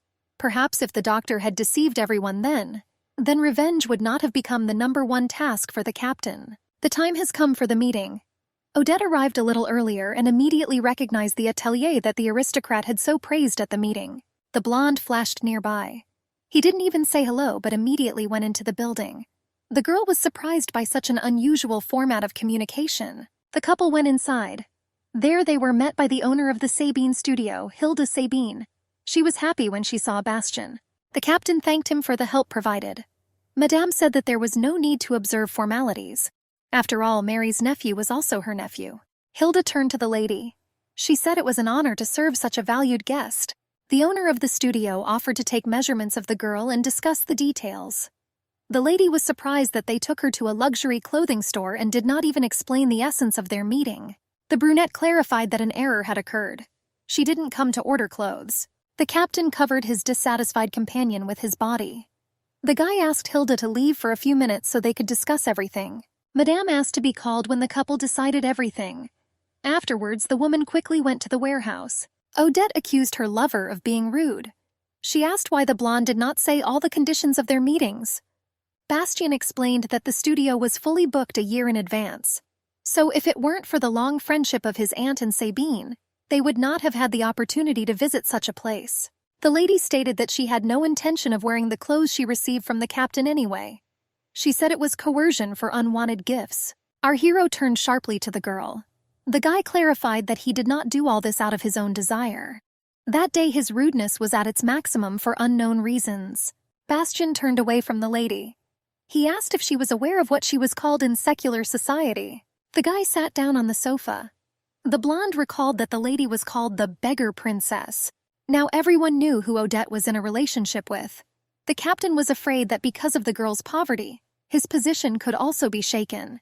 But all this did not matter if only the honor and dignity of a gentleman changed. Bastian explained that the main thing was so that his finances did not fall. He believed that if someone was from a noble family, it automatically meant that that person was wealthy. The guy wanted everything he had to be the best. Odette had to be the brightest, most elegant and expensive. The lady suddenly stated that she also did not like the captain's nickname. She wanted the blonde to take this into account. The grandson of a flea marketer is something that Bastian could never change. Such a problem was impossible for people who were born into a noble family to understand. The guy suggested solving only those problems that were within their control. Life was much simpler that way. Odette was taken into a small room. There the servant took measurements. Hilda was pleasantly surprised at how beautiful the lady's body was. After all, she expected that the girl was a village simpleton who lived in poverty. The brunette perfectly adapted to the assistant's movements. It became clear to Sabine why Bastian behaved so atypically around his beloved. The worker reported that she had finished taking measurements. Madame immediately suggested one dress that Odette should try on. But you need to wait until the item is delivered. The lady was left alone in the closet. The girl coughed again. The captain heard this. The guy suggested that she caught colds quite often. There was a blanket on the table, which the blonde noticed. Bastian took that thing and went to the locker room. The captain said that he wanted to cover the girl so that she could warm up. Odette explained that she was not wearing any outerwear. The guy was not taken aback and said that he would simply turn away. The lady opened the curtain. The brunette quickly extended her hand to pick up the blanket. She was surprised that her groom was bothered by her cough. Bastian went back to the sofa. But Hilda managed to see how he conveyed something to his beloved. Sabine recalled how his aunt was worried that she could not understand the true feelings of her nephew. But Madame immediately guessed the truth. After all, there was one obvious thing that the worker understood after decades of working in the studio. If a man spent a lot of money on his bride, this was evidence of true love. After some time, our couple finished shopping.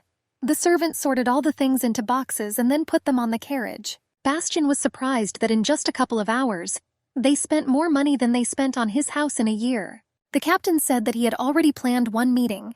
Therefore, they would not be able to have dinner together that evening. But Odette said that she had no intention of eating with the guy. Our hero told the lady to go home in that carriage. Hans would have taken her straight to the house, and for himself he said that the agreed-upon place was nearby, so he planned to go there on foot. Bastian remembered how the Duke destroyed his room. The guy asked Odette not to tell her father about the clothes yet. Miss Disson said displeasedly that even if he had not said so, she would have guessed to do it herself. Although the blonde said that he did it all for the sake of his own face and dignity. But as a result, Odette was given all her things.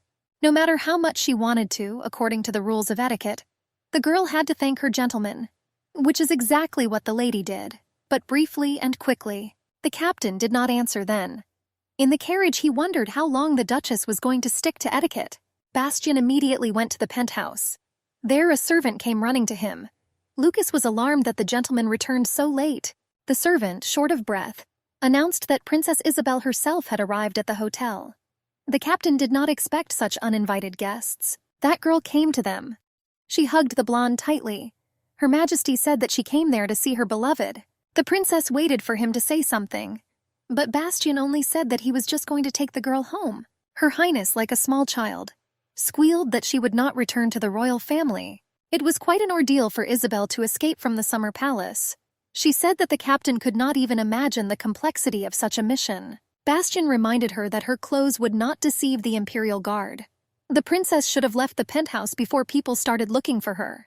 The girl insisted that she was no longer little. On the contrary, she was already an adult woman who was ready to go against the crown for her lover. The captain wondered what all this had to do with him. Isabel thought that he denied their relationship only because of the difference in status. The princess said that it would be better if there were no shackles in the form of privileges and position in secular society. Odette, who was a complete beggar, always maintained her dignity. Unlike her Highness, who on the contrary was ready to be so humiliated by unrequited love. Bastian came closer. He advised the girl to hold on to those shackles more tightly. After all, even now the guy was patient only because Isabel was the daughter of the emperor. The captain asked the princess to be grateful to the king. Her Highness stated that the guy spoiled her opinion, and that he didn't care about anyone except himself. Meanwhile, someone was already actively knocking on the door.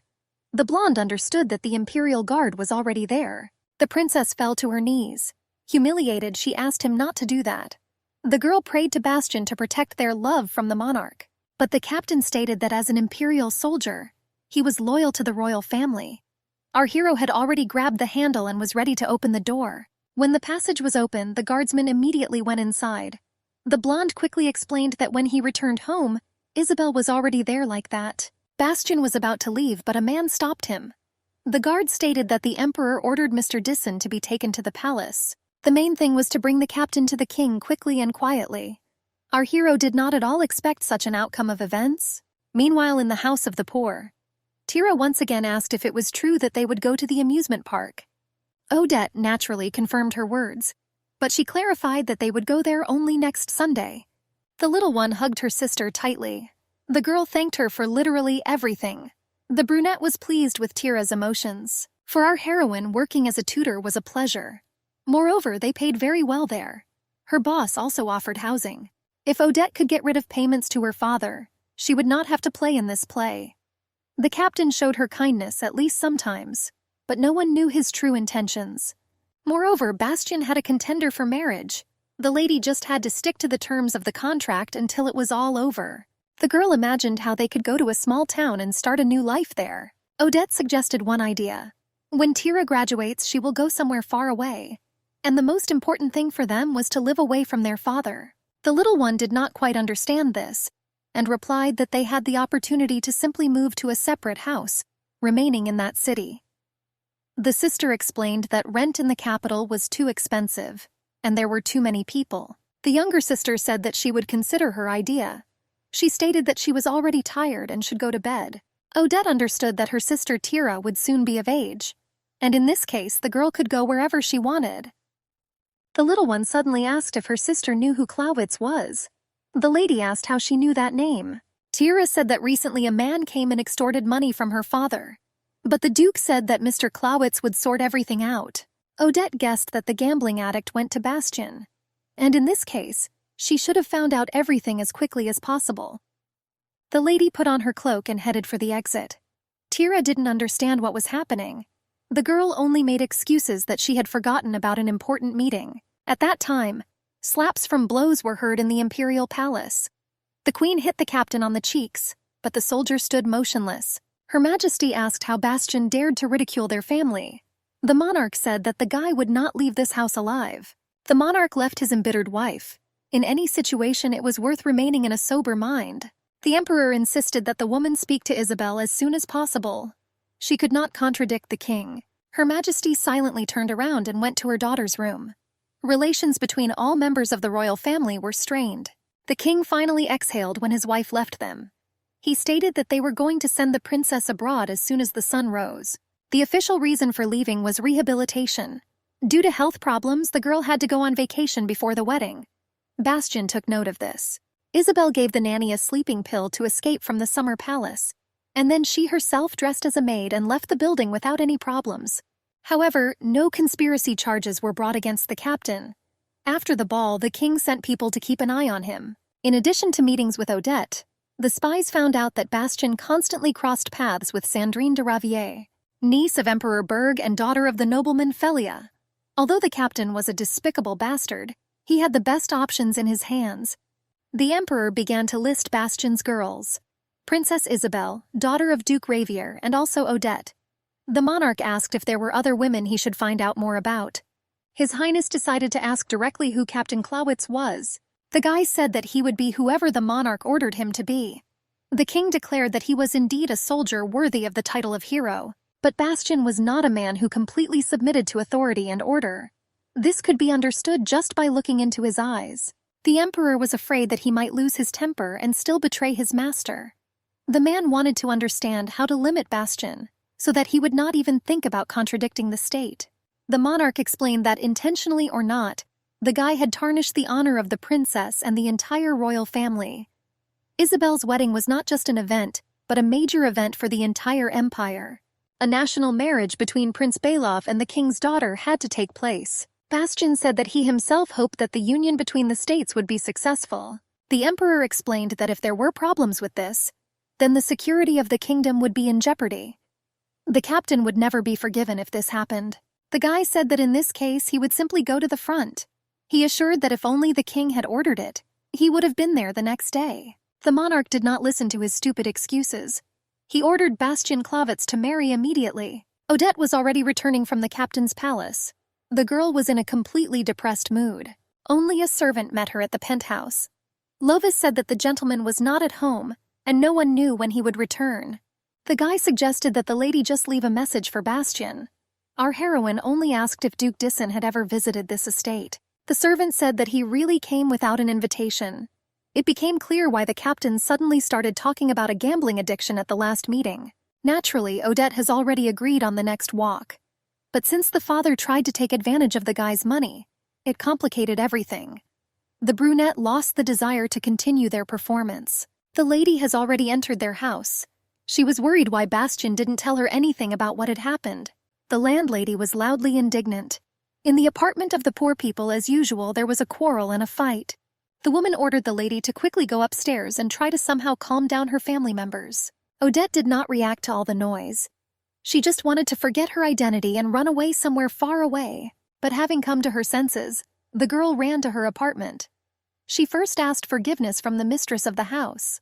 Meanwhile, the Duke once again tried to take away their savings from Tira. But the little girl was not going to give her father the money. The younger sister received a lot from the man. Odette just watched, not having time to do anything. The girl is already tired of enduring everything. Having gained strength, she pushed her relative quite hard. The man slipped on the stairs and fell down. The box of money simply scattered all over the corridor. The Duke hit his head hard. He lay there and did not breathe.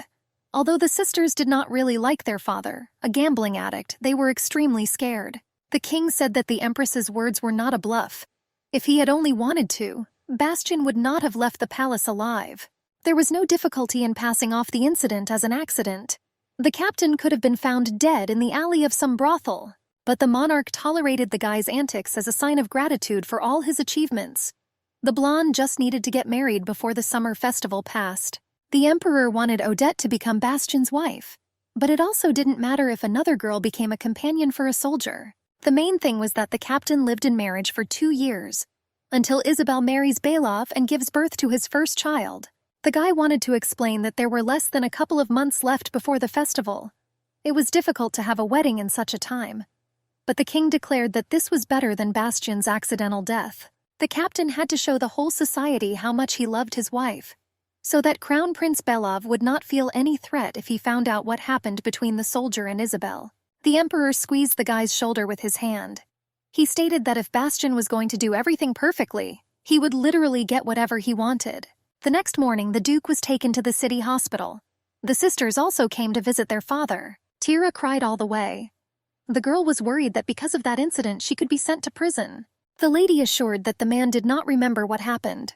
The gambling addict was drunk and therefore did not remember anything. Odette urged her sister to simply forget that evening. After all, the little one was not at all to blame. But Tira could not calm down. She was afraid that their quarrel could be seen by other residents of the house, and because of this they could get into trouble. The girl already wanted to go to the police to tell everything, so the punishment would not be so severe. The younger sister was more worried that for such a grave sin there was a chance of going to hell. Odette insisted that the little one was just trying to protect herself. After all, the lady did not believe in gods at all. But if the Almighty existed, then our heroine was ready to go to the underworld instead of Tira. The brunette didn't want her sister to be so nervous. Odette asked not to remember what happened anymore, so that it would remain only their secret. The little one hugged her protector tightly.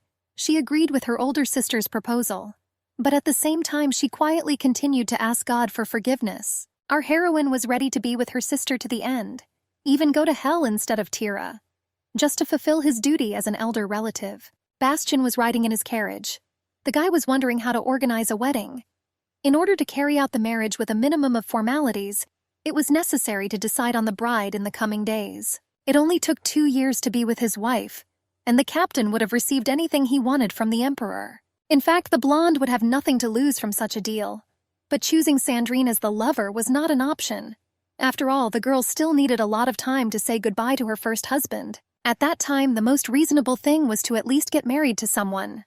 And in a few years, they will return to Miss Revere. All that was required of the future, Miss Clowitz, was to behave quietly and inconspicuously. And then she could simply take a large sum of money and disappear from his eyes and from his life. But Bastian constantly remembered Odette.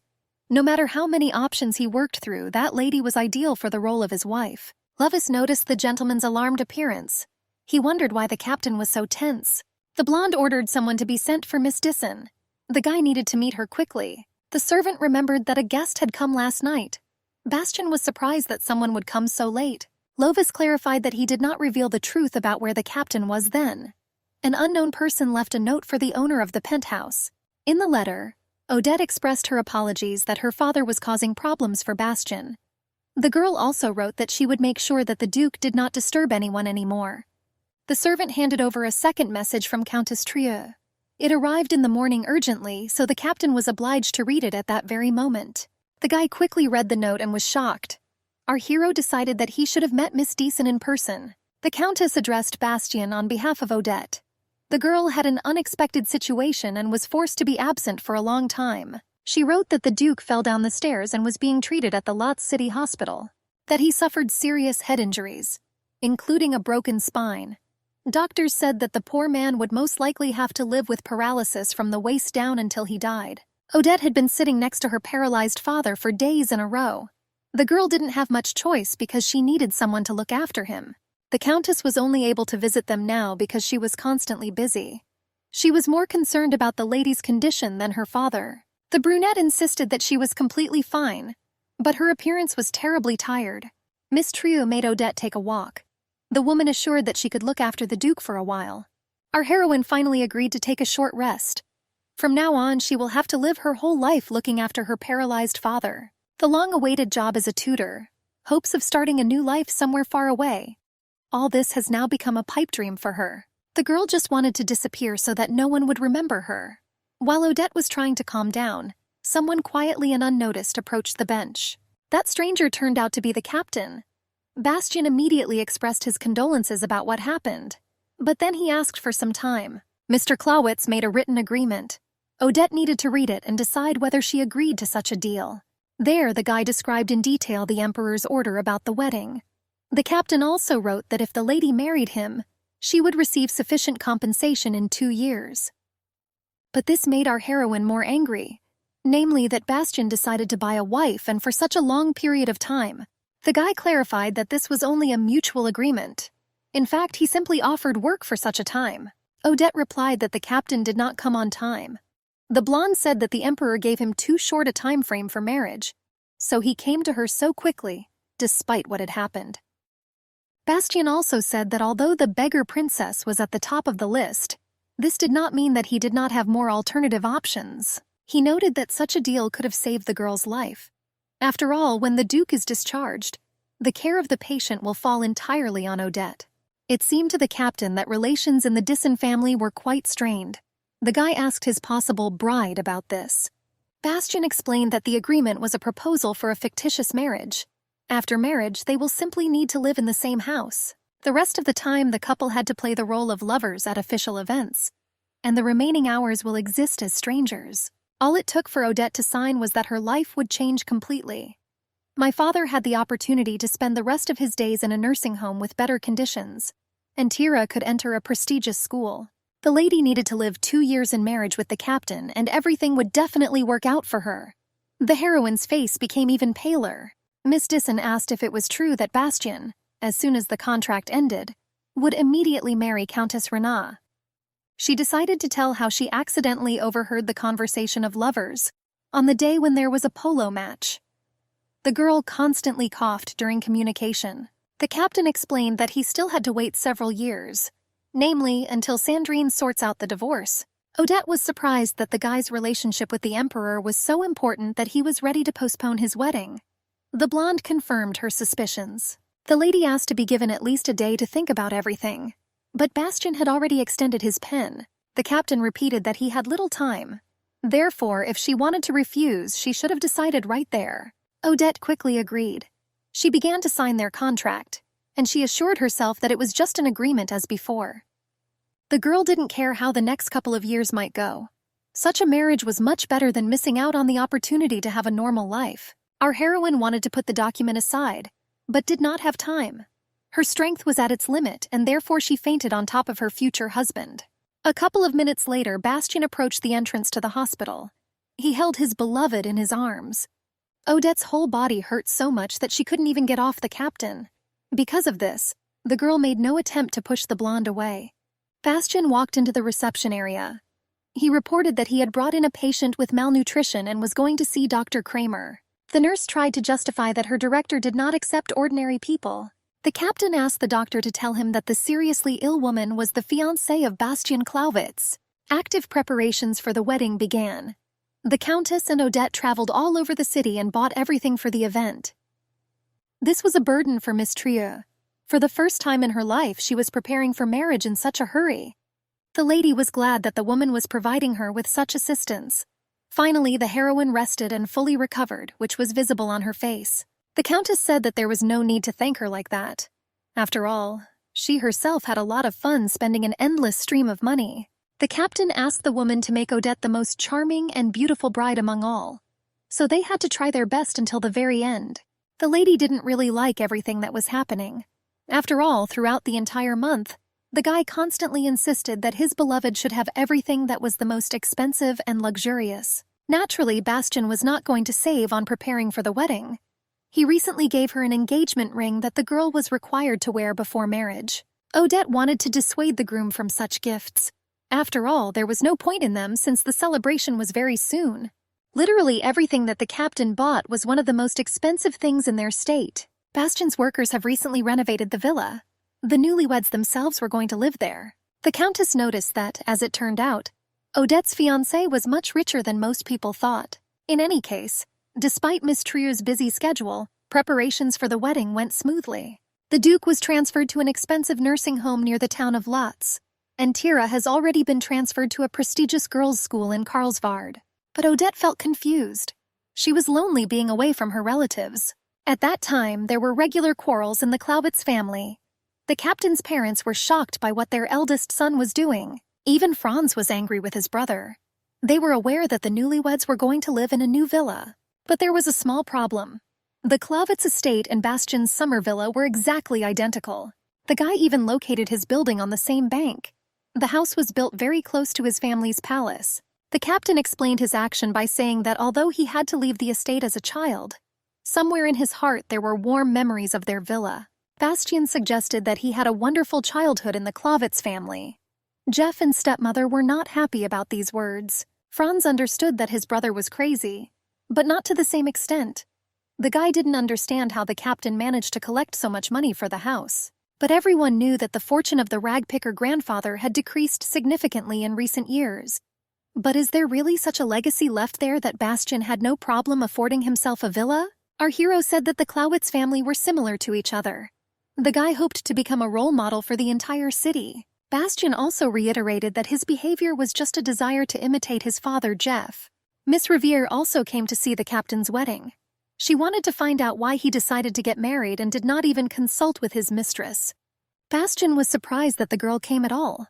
After all, the guy did not send an invitation to her family. Sandrine was angry that the captain was getting married and didn't even meet her. Our hero said that he had already discussed everything with the count. Mr. Riviere agreed to postpone their agreement in exchange for Bastian receiving the title within 2 years.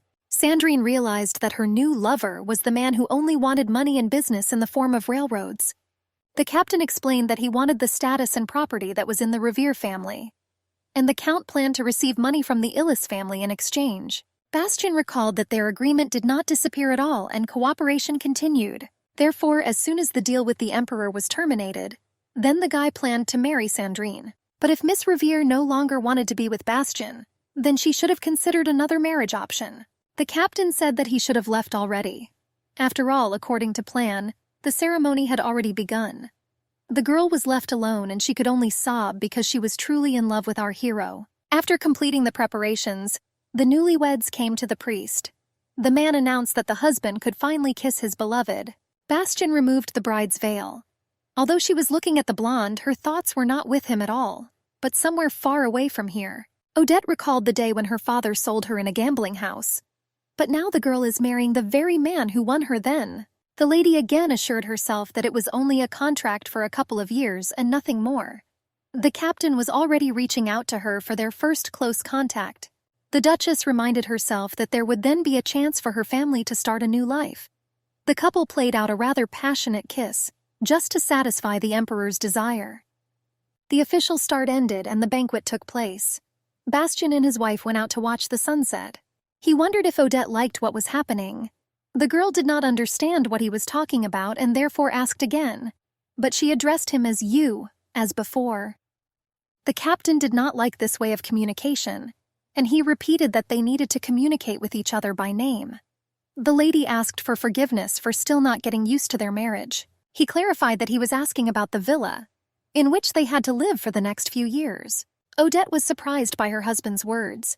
She clarified whether it was true that the newlyweds planned to live there even after the end of summer. Bastian explained that he had already transferred the entire staff to the villa. The guy said that he still had not resolved all the issues in lots, so he was going to appear in the palace only on weekends. The Duchess was extremely happy about this news. After all, in this way they would only see each other 2 days a week. The girl literally beamed with happiness. She stated that she would try not to cause any inconvenience to her husband. Bastian clarified that his wife could do whatever she wanted, as long as her actions do not arouse suspicion among the public. The captain told about one rule, namely that it was forbidden to bring your family to the villa. Odette remembered Miss Trier's words about the similarity of the Clawitz houses. The girl asked if those words were true. Bastian explained that his move was made to make his relatives angry. But in this case, it was necessary to get rid of one of the palaces. There were a lot of people from secular society inside. Some saw the newlyweds talking. The guy took his wife by the waist. He asked Odette to smile. After all, she had to look like a happy bride for the rest of the day. The captain wanted to return to the guests, but the Duchess asked what the reason for their divorce should have been after a couple of years. Bastian asked her to come up with a reason someday. The lady agreed but said that she would think about it a little later. Odette was being prepared for the main part of the performance. The servant straightened her clothes and also her hair. As soon as Miss Disson's marriage was announced, another shameful label was placed on the girl. The servants were heatedly discussing something. The mistress asked them directly what kind of child the servants were expecting. Odette assumed that they were discussing a child who was supposed to be born in winter. She heard that many were betting on the boy. People accused our heroine of trapping Bastian when she became pregnant. Molly was scared that her mistress heard them. Odette explained that since everyone had heard those rumors, she also wanted to join in the conversation. Although the Duchess shouldn't have gotten hung up on nonsense, she also shouldn't have let the servants get impudent. The girl noticed that since it was difficult for her to talk about such topics, it would be better to remain silent at all. The lady asked the head maid what she thought about the rumors. After all, the woman was silent, and this could cause misunderstandings in the future. Odette noted that she expected only well-coordinated work from their relationship. The most important thing was to tame Dora, because it was she who controlled the rest of the servants. Evening came, the owner of the house saw off all the guests. The maid was with the Duchess at the time. Our heroine examined her new chambers. Odette wondered what her mother's reaction would be if she were alive. Bastian appeared at the door. The girl did not understand why her husband decided to come to her room. The captain asked why he couldn't go into their bedroom. The Duchess recalled that the contract stated that they were to play the role of lovers only at events. Odette stated that she expected separate rooms for sleeping. She asked if the guy really decided to break the contract immediately after the wedding. Bastian ignored her displeasure. The blonde walked purposefully towards the bride. The captain grabbed his beloved, preventing her from getting out. The Duchess sat motionless in a state of shock. Odette was simply speechless with fear. The guy exhaled and let go of his wife. Most likely in such a harsh way he wanted her to stop being indignant. Bastian walked towards one of the walls. The blonde asked the girl to follow him. The lady was surprised and watched without saying a word. He pressed his hand on the surface and a secret door opened. Already there, the captain, together with Odetta, was walking along the corridor. All the servants thought that the couple would spend the night together. They came to a secret room where there were all the amenities for sleeping. The Duchess finally understood why Dora was saying all that. The guy clarified that the servants should not have known all the details of that contract. Odette agreed to his request. The lady, in addition to being red, once again addressed her husband as captain. This naturally angered the blonde. The guy rudely reminded her to call him Bastian. Our hero wanted to finally show his wife as an ideal hostess at upcoming official events. The captain closed the door behind him. He paused at the entrance for a while and thought about literally everything. The next day, Bastian went to Lotz. There was a financial company located in the very center of the city. It was once founded by one rich man of the New Dawn. The employee said that progress would be reported to the boss in writing. The owner of the company, whose identity was hidden, completely supported the imperial finances. Bastian was the owner of the capital. The guy clarified that all remaining issues were going to be resolved at the discretion of the board of directors. Thomas Myler was the head of the company and the mentor of our hero. He wondered why the captain decided to reveal the whole truth earlier than planned. Bastian explained that he planned to show his personality when he married Countess Ravier. But after the deal with the Emperor, there was no need to wait a few more years. Besides, that month was the perfect opportunity to arrange everything. Mr. Myler recalled that until recently their company was perceived only as a simple credit bank. Grandfather Illis dreamed of creating a similar business and gaining recognition throughout the world. Bastian clarified that such successes were thanks to Thomas, namely, his contribution to the stabilization of the company. The captain reminded them that they still had a lot to do. The director naturally agreed with the boss. The situation of the nobles, who were unable to adapt to capital, rapidly deteriorated. The carefree days of enjoying life with just a good pedigree could soon be over. Bastian wanted the aristocrats to understand the value of what they had acquired, and the taste of all the losses. He had every opportunity to give birth to a king of a new era. Preparations for the banquet took place in the newlyweds' palace. All the servants worked actively to get everything done. Odette was also in the room with the servants. Dora asked the lady to double-check the menu and the arrangement of the guests at the table. Since the wedding day, the Duchess has been busy every day with invitations and organizing events. She also began to deal with the expenses of the mansion and personnel management. The girl gave the documents to the main maid. As a housewife, the heroine had to do a lot more things than expected. Odette had been so busy lately that she didn't even notice how quickly time was flying. But given the long period of their contract, it was good for the brunette that things moved quickly. But this also meant that the weekends when Bastian visited Arden also came quickly. The Duchess greeted her husband. She said that she really missed the guy. Bastian walked right up to the brunette. The captain said that he thought only about his beloved all week. Our heroes huddled close to each other. The husband kissed his bride on the cheek. Naturally, they played such a cute couple only in front of strangers. Bastian invited the girl to privacy. The blonde had something to tell her. After all, a lot happened during his absence. The servants were discussing the couple. The girls were surprised how close the gentlemen were.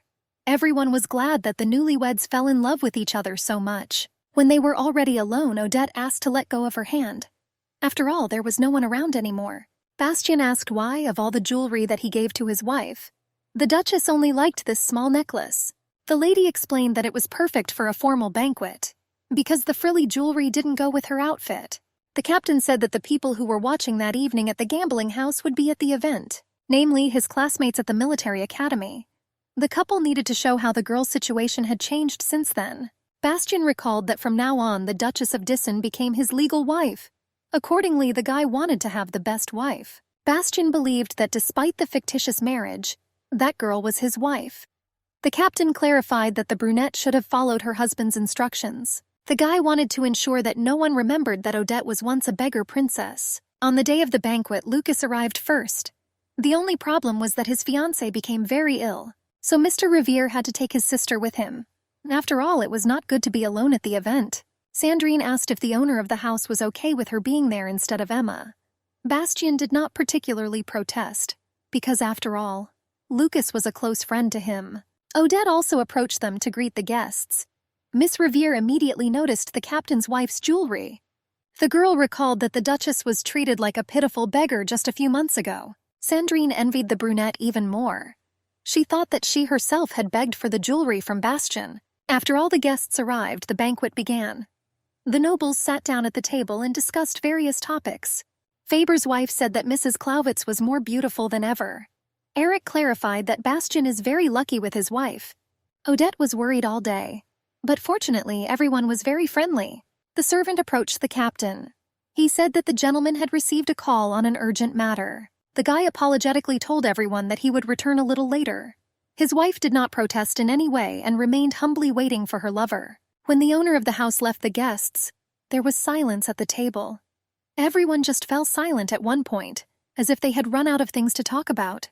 Odette was alarmed by such changes. The girl did not understand why the atmosphere of the event changed so much at once.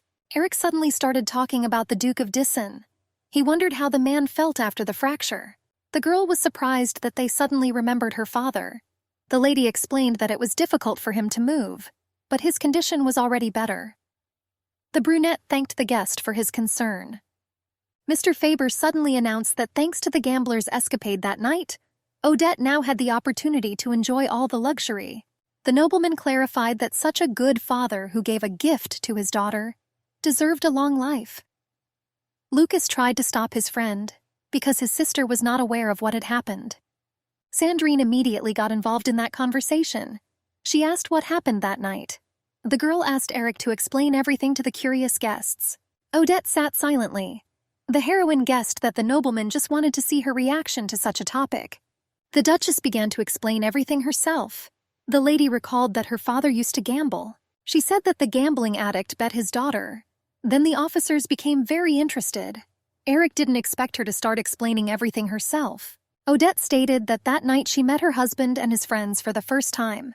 It was Bastian who became the winner of that game. And since the guy was a noble soldier, he let the poor guy go. The Duchess clarified that all this became possible only because other officers also agreed with this outcome.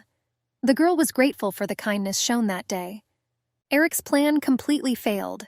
The man did not expect that Odette would dare to tell everything herself. Sandrine said that the situation was quite romantic. She felt that after such a first meeting it was impossible not to fall in love. The Countess asked what would have happened if someone else had won that night. Miss Revere suggested that Odette's last name might have been something else, not Clawitz. Sandrine understood that the poor man was greatly affected by the situation. The girl expected that the Duchess would dare to respond to such a provocation. Bastian came up from behind. He stated that even if someone else had won, the result would have been the same. After all, the captain would then simply steal Odette. The guy leaned towards the bride's face. The heroes began to kiss, thereby showing their emotions and feelings to their guests. Sandrine did not at all expect that Bastian, whom she wanted to take as her husband, would act like this right in front of everyone. Eric and his wife were touched by the newlyweds. The girl said that they were a wonderful couple. Odette, after the kiss, looked at Sandrine's reaction. The Duchess suggested that Miss Riviere might know the truth about the fake marriage. Bastian noticed her sadness. The guy took his wife's hand under the table to calm her down. Eric assumed that the couple were disappointed that their palace was located so far from Lutz. The captain explained that this decision was made because his wife preferred quiet places. In addition, Bastian often came home, so such a distance to the city did not cause him problems. He continued to stroke Odette's hand. The Duchess felt ill. Even though she was near her husband, she continued to be perceived as his mistress. But when the heroine was near Bastian, the girl for some reason felt confident. Miss Riviere, as well as the mistress of the house, decided to take a walk around the estate themselves. It was much more interesting than a boring tea party. Sandrine drew attention to the wall, where the painting was supposed to be located. The girl noticed that the palace still needed a lot of improvements. Odette explained that after construction, the interior decoration had not yet been completed before the banquet. The guest seemed to ignore the Duchess's words. She silently entered one of the rooms without asking permission from the hostess. The brunette was offended by Sandrine's impudence. After all, according to etiquette, she should have asked if she could go somewhere in the palace. Miss Riviere said that she did not at all like the style of painting that had become popular lately. The guest clarified that such overly extravagant things were not her taste. It seemed as if the girl wanted to tell the Duchess to change the paintings. Sandrine forced the lady of the house to decorate the top of the fireplace with a mirror rather than a painting, and also to install Pelias's lamp and clock on it. Odette asked the Countess to behave like a guest. The brunette didn't like being bossed around in her own home. Miss Riviere clarified that she pretended to be kind in front of the guests, but the girls also didn't want the Duchess to make Bastian look stupid. Sandrine said that she had no intention of being polite to the tramp who had been hired as a wife for a couple of years. For Mrs. Clawitz, such words came as shocking news. She was also angered by the very impudence of the guest. Sandrine laughed at this reaction. She asked if the poor guy seriously thought their contract was a secret. Miss Riviere couldn't help laughing loudly. The Countess was surprised that Odette really considered herself Bastian's real wife. Sandrine stated that the captain was simply using his wife. After all, young men needed such entertainment.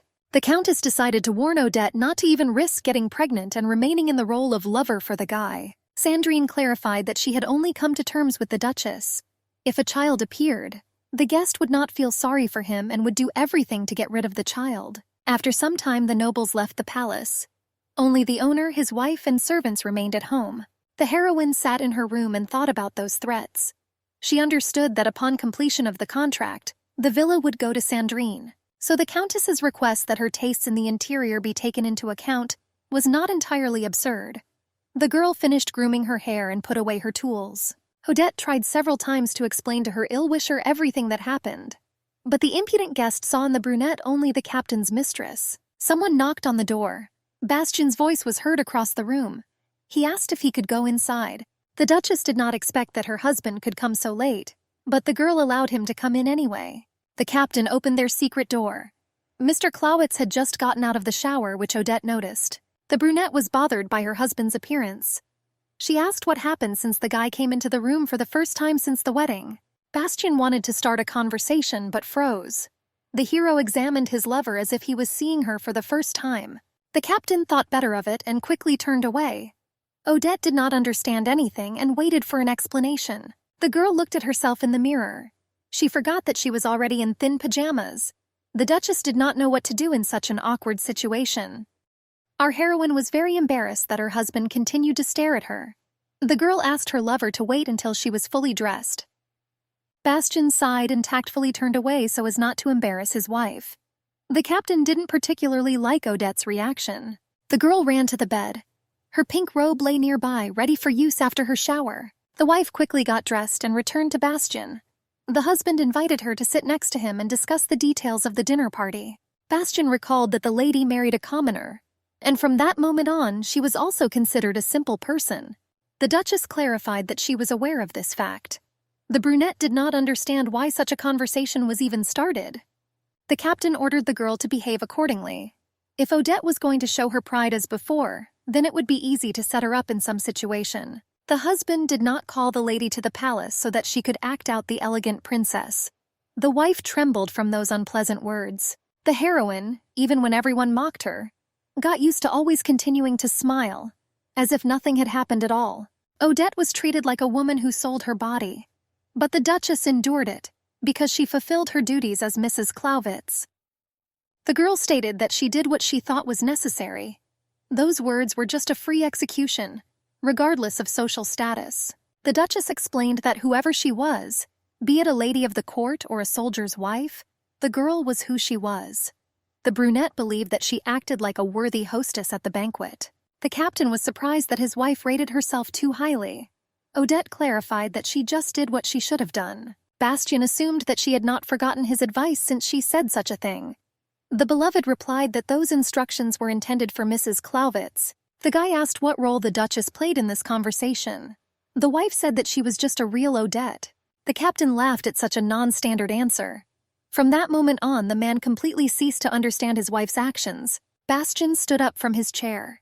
The girl was surprised and slightly frightened because she did not know for sure what she could expect from her lover. The guy came close to the brunette. He still admitted that he was impressed by that beautiful sight. Odette did not react to that compliment. The girl was more embarrassed by her husband's slightly bare torso. Bastian looked at his beloved. He got used to their kisses. I even saw the Duchess's body. The captain wanted more from that relationship. The guy wanted real intimacy and passion with his wife. But he also shouldn't forget one thing, that Odette will leave the villa in just a couple of years. Bastian wanted to feel that momentary rush of passion.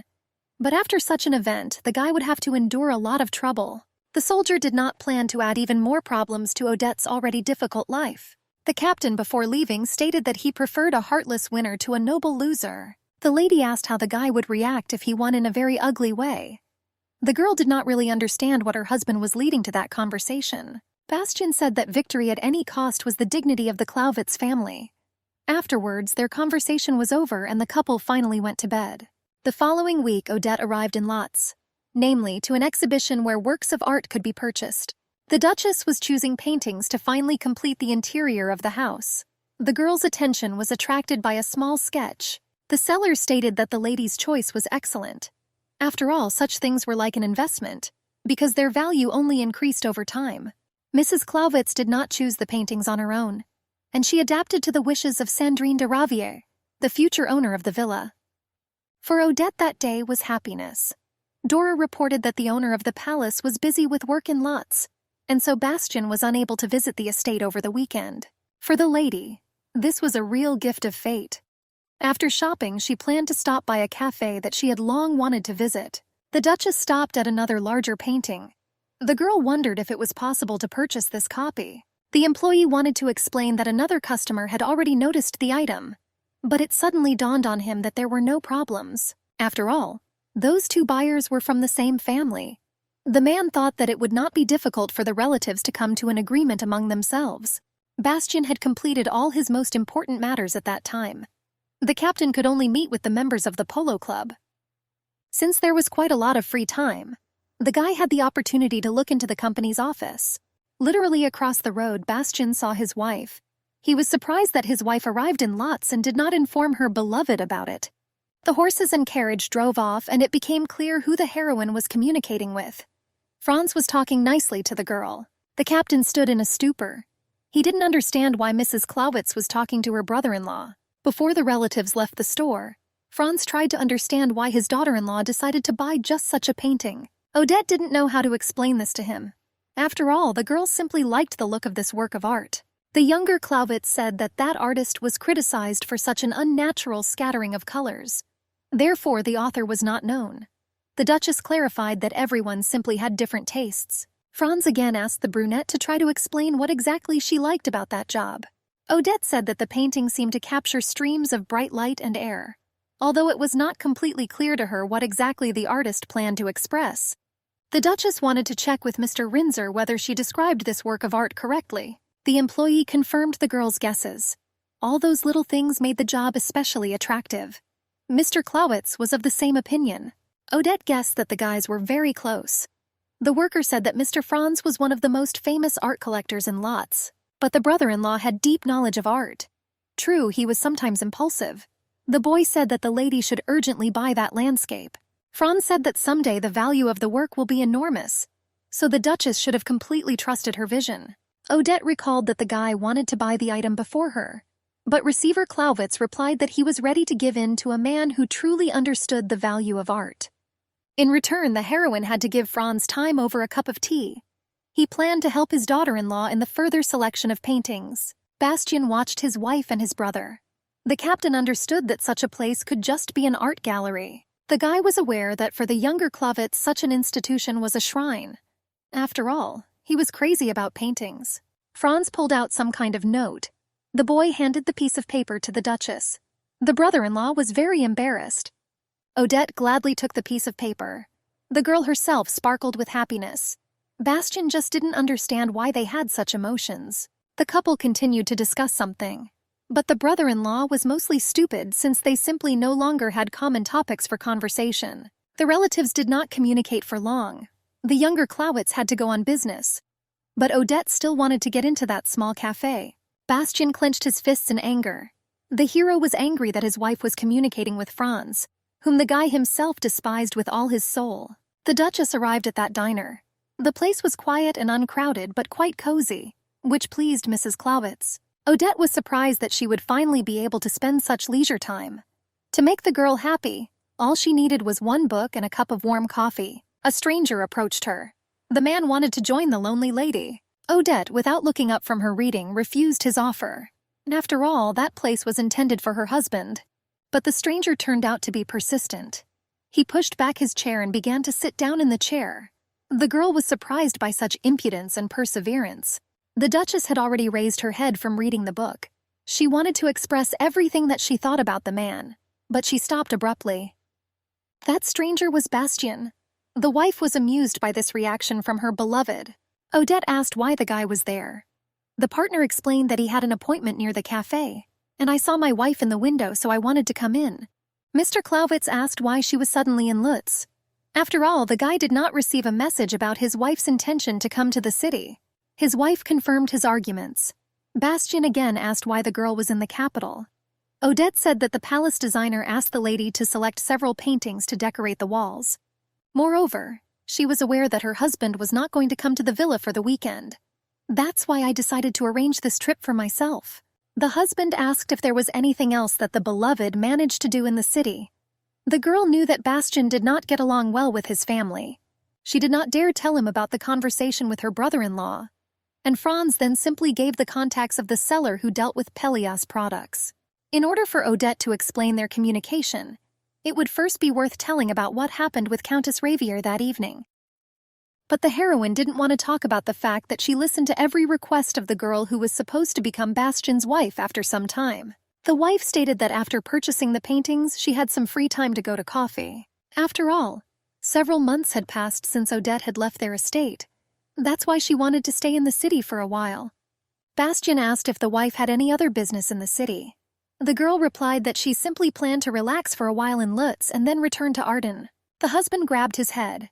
He was surprised that her huge mansion was not enough to completely relax. The guy said that Odette quickly got used to everything. The blonde said that his wife was bored with the luxurious life and therefore began to behave as she pleased. For the first time, the hero began to wonder what his wife was thinking about.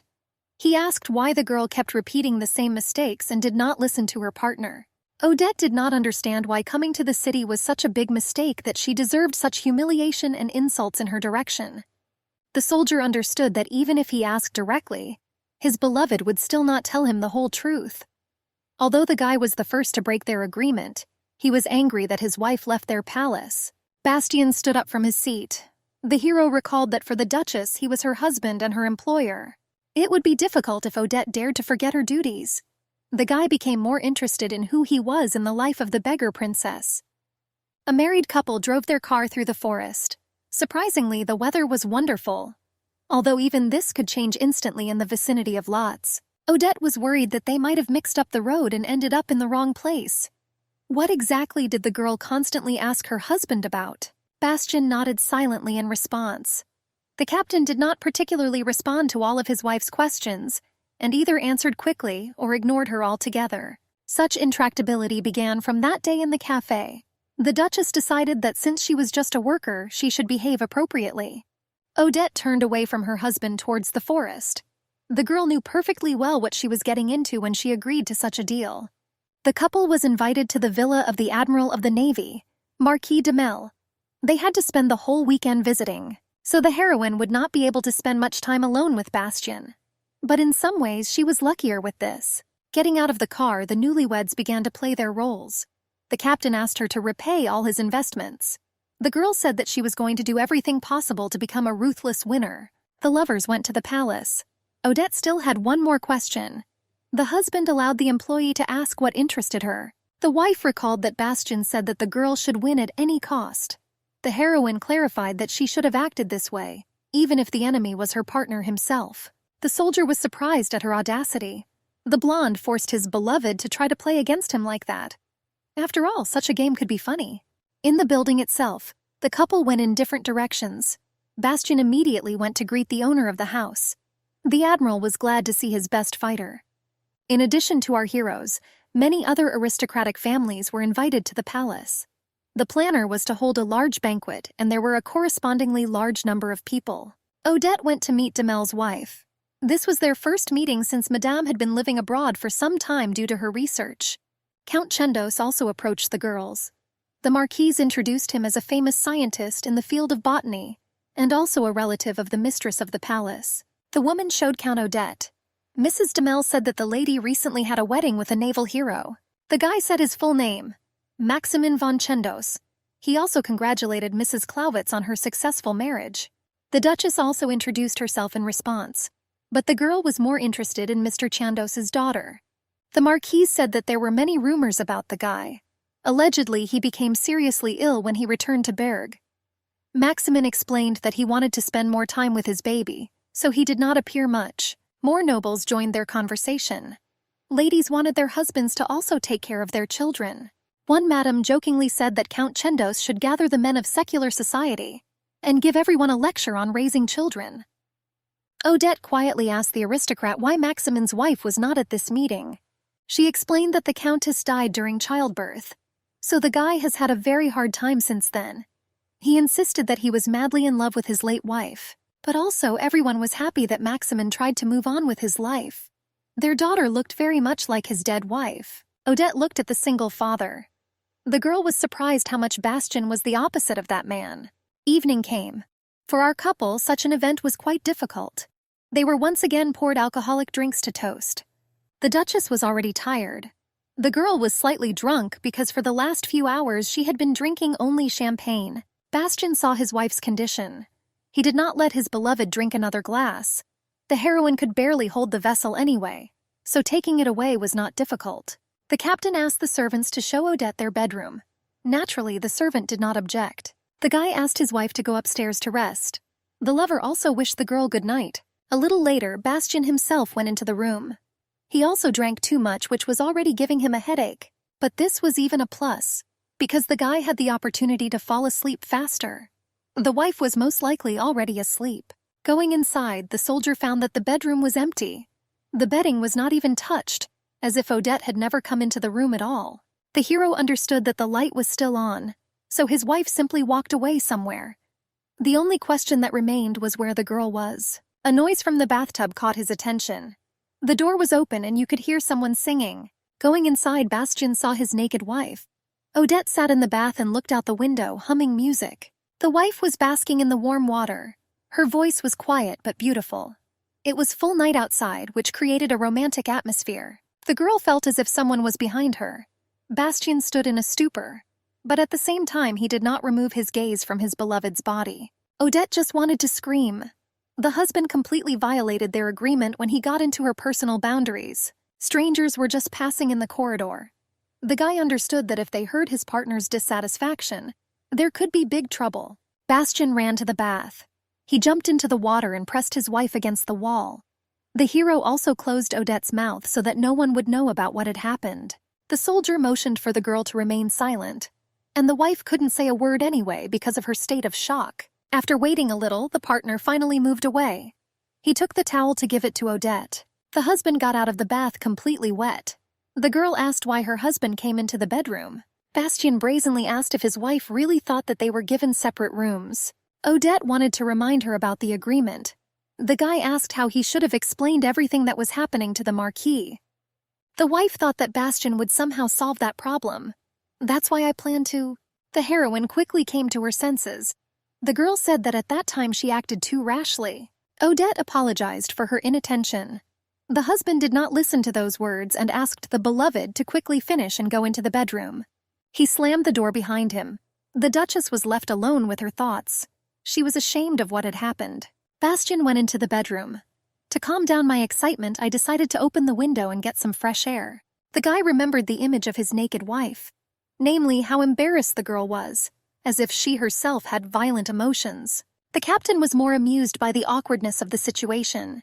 He remained standing by the window enjoying the view. Night has come. Everyone in the palace had already gone to bed. Bastien left a glass of wine by the bed. The hero himself was sleeping peacefully, and the second place in the bed was empty. The guy snorted quietly under his breath. Odette was sitting on an armchair. The Duchess simply wanted to run away. And after all, falling asleep next to your spouse was a real problem. But if someone found out that the girl left the room because she couldn't sleep with her husband, then rumors would start spreading. There were too many aristocrats in the estate. Mrs. Clawitz approached the bed.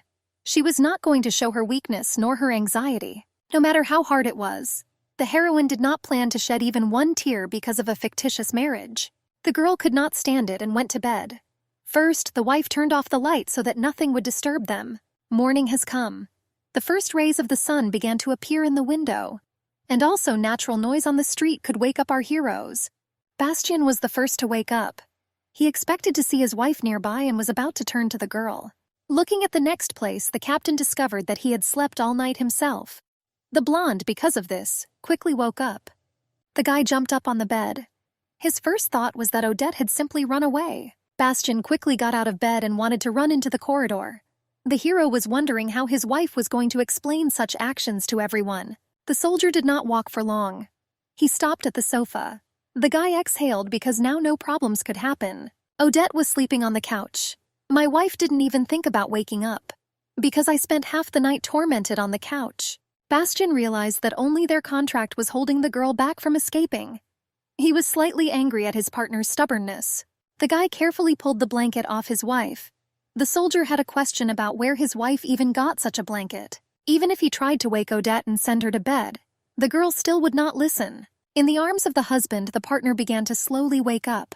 After all, Bastien was trying to get more comfortable, so he disturbed his beloved. The soldier clarified that it was still very early, so Odette should have gone to sleep a little more, only in bed. The girl was scared that she ended up in the arms of her husband. She began to swing her legs in different directions. Bastien wanted to warn that such fidgeting could be dangerous, and at the same moment my wife slipped from my arms. But Mr. Clawitz grabbed his lover back in time. Just a little more, and Odette could have received a similar fate to her father. Exhaling, the guy threw his wife back onto the sofa. Such actions were not pleasant to his partner, because he did not even think about tenderness. Bastien hung over his beloved. He again asked Odette to finally calm down. The girl did not think to stop being angry. The brunette was wondering what her husband was planning to do. The soldier did not answer. Mr. Clawitz recalled how his wife interacted with Franz, and that his partner always treated Bastien with contempt. The guy took off his robe, exposing his strong body, which was all covered with scars. The husband asked what he had done wrong during their time together. The soldier reached out with his hands to the body of his beloved. Odette tried to stop everything and tried to remind him that he was breaking the contract. Without hesitation, the partner grabbed his wife by the waist, exposing her stomach. Bastien passionately began to kiss his beloved. For Odette, such kisses with her husband were not the first time, because she wanted to show others how wonderful their marriage was. The heroine, when her partner stopped the kiss, asked why he even started doing this. Bastien recalled that he was the brunette's husband. The soldier's emotions took over, and the guy looked at the girl as if she were prey. Odette continued to claim that their marriage was simply a sham. Therefore, the husband at that moment, Bastian, did not let his wife finish. After all, the other guests could hear everything since it was already time to wake up. The heroine agreed with his words. But this did not mean that it was worth continuing. Bastian tried to take off his wife's jacket. Odette fidgeted on the sofa. The girl begged her partner to keep his old promise. Bastian stopped for a moment, but then he reached out to gently bite his beloved's neck. The wife continued to resist. The heroine understood that her husband was out of his mind. Voices of awakened aristocrats were heard in the corridor. People were heading downstairs to continue the party. Odette remembered her partner's words. To win at any cost was Klovitz's virtue. The heroine took her husband by the face. She moved the lover away from her neck. Also, the girl constantly said her husband's name. The brunette unexpectedly pulled her husband completely towards her. The partner hugged the guy, not allowing him to do anything. Odette began to ask her husband for help. She simply didn't want any of this and begged her to stop. Bastian quickly pulled away from his wife's embrace. When the guy got up from the sofa, he threw a blanket over the poor guy. Mr. Klowitz put on his robe. He said that his wife managed to win in this situation. Beloved went to get dressed. Odette, out of fear, pressed herself into the sofa. But the girl had no choice but to go and get ready. After all, the party was soon to continue. All the guests went outside. That's where all the fun took place. After all, the Marquis decided to take everyone fishing. Since only men went on such a journey, Odette decided to stay with the child so that Count Chendos could relax peacefully during the walk. Maximin was grateful to Madame Klowitz for such help. Bastian saw their conversation, which he didn't particularly like. The Duchess noticed her husband's gaze. The captain immediately turned away from his beloved. Odette also lowered her head. After that incident, she was ashamed to cross paths with the guy, and the girl at that time was waving goodbye to her father. The heroine and the child went back to the palace where they could play sometime. The count went to the soldier. Maximin Chendos apologized for unintentionally causing inconvenience to Klowitz's wife. The man clarified that his daughter was a shy child, but she seemed to like Odette. Madame took one last look at her husband. The heroine did not understand at all what needed to be done after that incident in the room. Bastian and Maximin walked at the back of the crowd. For a single father, this path was quite difficult. Moreover, he did not think that the fishing grounds were so far away. The count asked for a short break. The captain was not very happy with this because they could fall behind the group. But Mr. Klowitz could not abandon the weakling, because the Marquis himself asked the guy to look after Maximin because he had asthma. Bastian suggested that the count should not go on such a journey. But Asher explained that the scientist had not serious symptoms, and he also had one important goal. The admiral had little insight into Mr. Chandos's passions. The only thing the Marquis knew was that some rare plants grew on the mountain, and Maximin needed those flowers. Although he is a good guy, he is strange. Bastian just needed to be there as an interlocutor. The captain offered to carry the scientist's bag, but the count refused because the scientist simply needed someone nearby. The men walked along the path. The main group has long taken the lead, and those two calmly communicated on various topics. Maximin shouted sharply for his companion to stop. The count noticed something on the ground. Mr. Chandos sank to the floor. There was a small flower under Bastian's foot, which the guy practically crushed. Maximin was shocked because it was the first time he had found the habitat of this plant. The captain had a feeling of déjà vu. He watched as the count rejoiced at an ordinary flower. Mr. Chandos had already carefully dug up the plant. Bastian wondered if this was the thing the scientist was looking for. Maximin replied that it was a completely different flower, but also quite a valuable specimen. The captain suddenly thought that the auras of Odette and the single father were incredibly similar. Bastian understood that after the end of the contract, his wife must find another man, and most likely Miss Disson will decide to marry a man with similar interests. The captain constantly recalled their morning passion. That excitement haunted the hero. Bastian held his head, which the count noticed. The scientist asked if everything was fine with the satellite. Mr. Klowitz looked at his hand and thought. Afterwards, the guy replied that everything was fine and that they should have continued on their way. The ladies were walking through the forest near the palace. The aristocrats could not afford to travel to the fishing grounds, so they spent time in the area. Odette was sitting on a boulder. She recalled that it was Bastian who constantly talked about the contract, and that she had to give it her all. Their relationship would be nothing more than a numerical calculation. But that morning everything changed dramatically. But it remained a mystery to the heroine why her husband decided to so brazenly break his own promise. Odette's mind constantly recalled the princess's words, as Isabel called the poor fellow a courtesan. And also the girl could not forget Sandrine's ridicule, and that Miss Ravier insisted that young men needed such entertainment. The Duchess began to fear that Bastien also saw the poor fellow as a thing to satisfy carnal pleasures. Odette felt a stone nearby. The girl was angry with all those words, and therefore she squeezed the rock. Unable to bear it, the girl threw a small block into the riverbed. The cobblestone immediately dived under the water. The heroine wanted to think alone and eventually came to that clearing. To justify her absence in front of other aristocrats, the girl decided to pick flowers. Odette's attention was attracted by other plants that grew from under the water. They were quite rare. The girl wanted to show such a bouquet to Alma. It was time for a nap, so the child was left with the nanny. The Duchess left her heels near the boulder, and she went into the river, having first lifted her dress. Odette carefully walked into the riverbed. Surprisingly, the water was warm. But since there are rocks there, falling was not a difficult task. The girl decided to just pick those flowers and return as soon as possible, because the men should have already returned from the fishing grounds. Already when she reached the treasured plants, the heroine discovered that the necklace was not on her neck. The jewel must have fallen because the clasp was loose. Odette looked around to see where the thing had gone. Fortunately, the taming did not float far. Her path was blocked by a large stone, which saved the girl. The Duchess thanked the gods that the necklace was not lost. All that remained was to carefully go downstream. But on the other hand, there was a splash. Someone, without even taking off his shoes, climbed into the water and walked towards the jewelry. The man took the thing and went to the brunette. Odette did not expect to meet her husband in that place. Bastien silently handed over the necklace.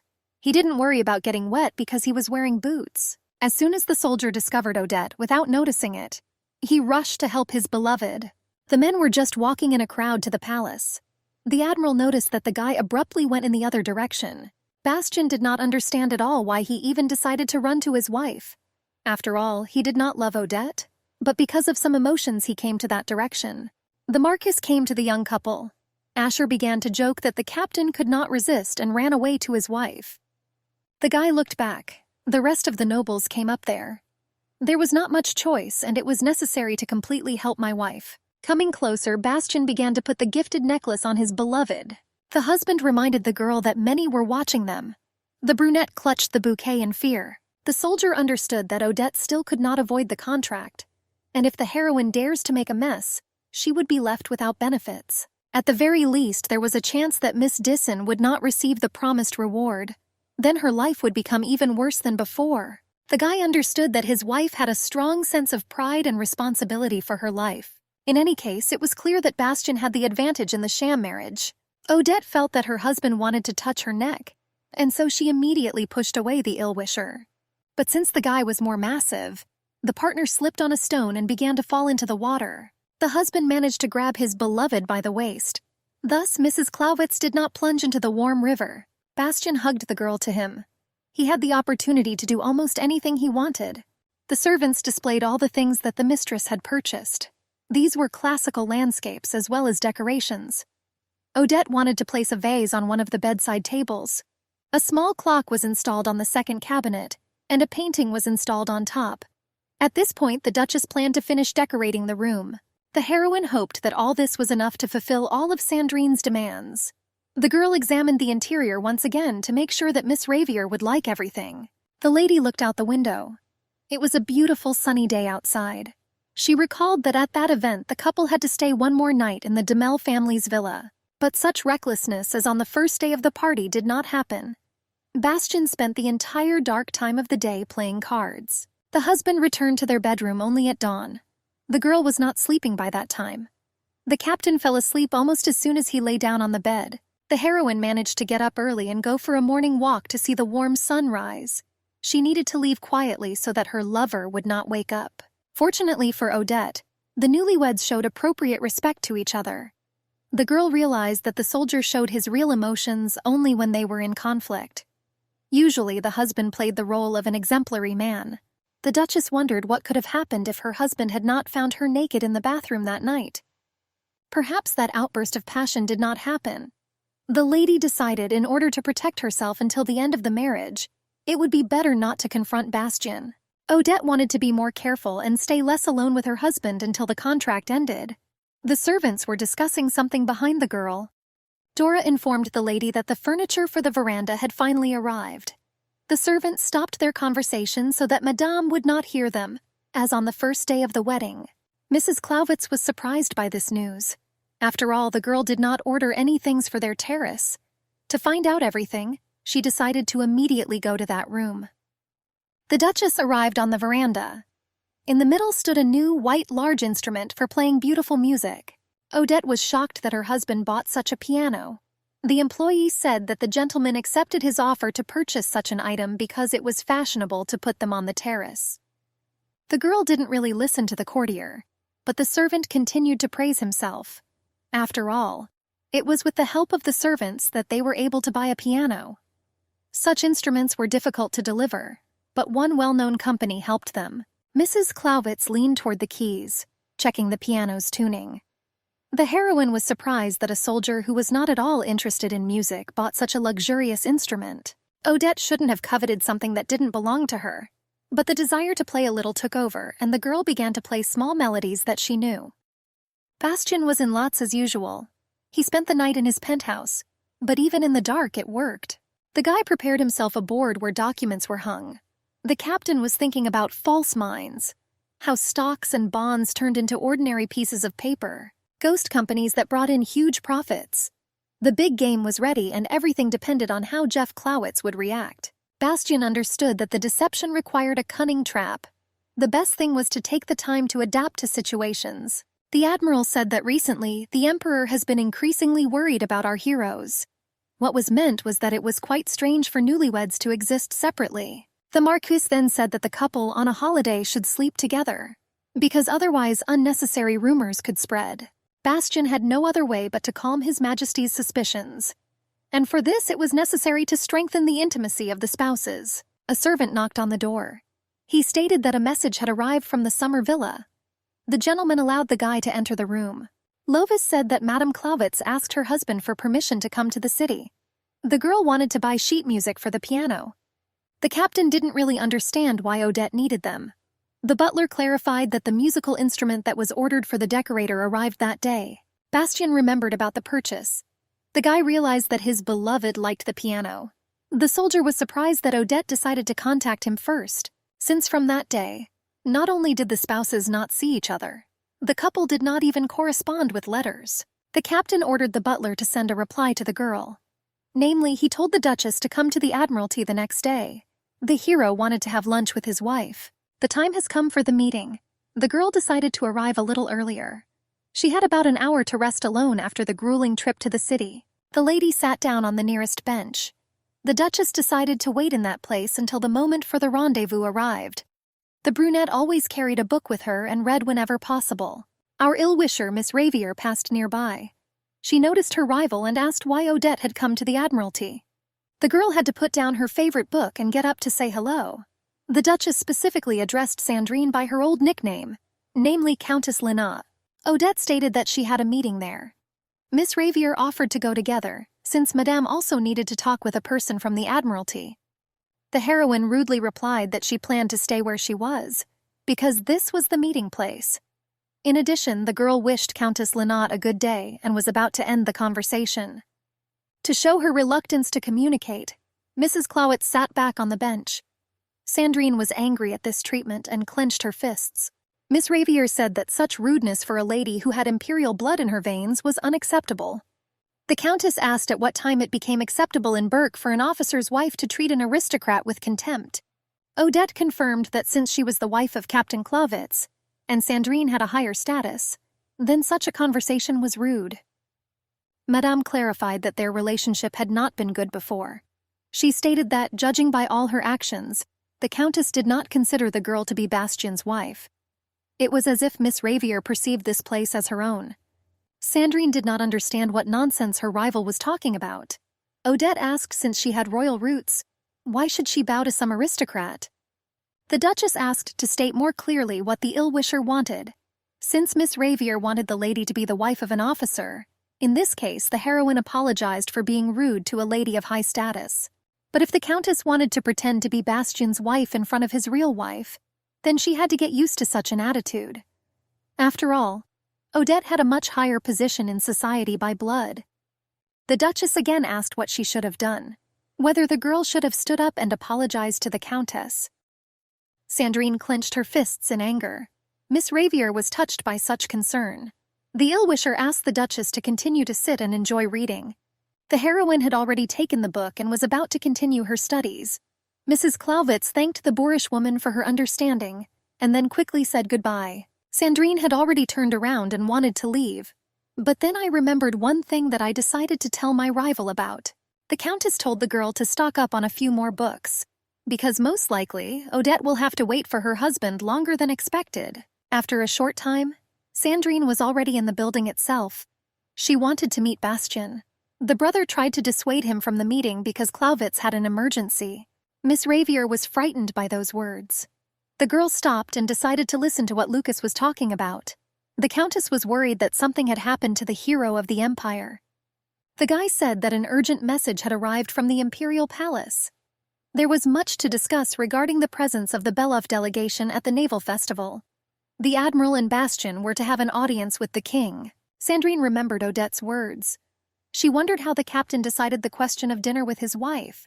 The brother replied that the guy had no time for this, because he urgently needed to come to the palace. The Countess was upset by such news.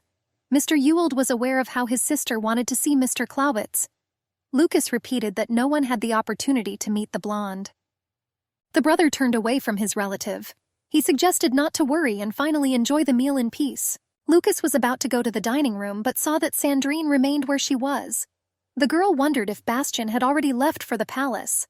Captain Ravier clarified that most likely Soldier Clawitz had already moved there. He looked out the window while he spoke. Mr. Ewald noticed the carriage. The guy told his sister that the transport sent by the Emperor had already arrived at the Admiralty. Sandrine came up with an idea. The girl suddenly ran into the street. She apologized to Lucas and said that she would treat her brother to delicious food. But next time, Captain Ewald did not understand what it all meant. But the guy knew that the relative was up to something. The soldier tried to shout to his sister and ask what she was planning to do. The Marquis and Bastien were already approaching the carriage. A girl appeared on their way. The old man was pleasantly surprised to meet Countess Lynott. Sandrine could barely breathe from such a run. She greeted the men, and she was holding her head and almost suffocating. The Admiral noticed that the girl was pale. Mr. Demel wondered what had happened. Miss Ravier replied that she had come to have lunch with her cousin. And then I had to leave abruptly because of a headache. The Countess clarified that all these emotions were through her position. The girl plaintively said that this happened often, because it was necessary to take care of many problems. The Marquis quickly offered to go with them. The men had little time, so they couldn't take Sandrine straight home. But Mr. Lynott's residence was located on the way to the Imperial Palace, and dropping her off nearby was not a problem. The girl replied that the Admiral was very kind. Miss Ravier decided to accept this offer and thanked her saviors. Bastien didn't say a word during the entire conversation. Everyone quickly took their seats and the carriage set off. The coachman, like a pro, led the entire pack of some of the strongest imperial horses. Captain Clawitz did not communicate with his fellow travelers at all, but looked at nature. The guy remembered his wife, whom he so brazenly abandoned without personally informing him of the cancellation of the meeting. Bastien ordered the attendant to deliver the note to Odette, so the heroine had to soon find out about the change in plans. Anyway, the girl came to Lotz just to buy sheet music, so she had the opportunity to calmly go about her business. The captain looked at the Countess.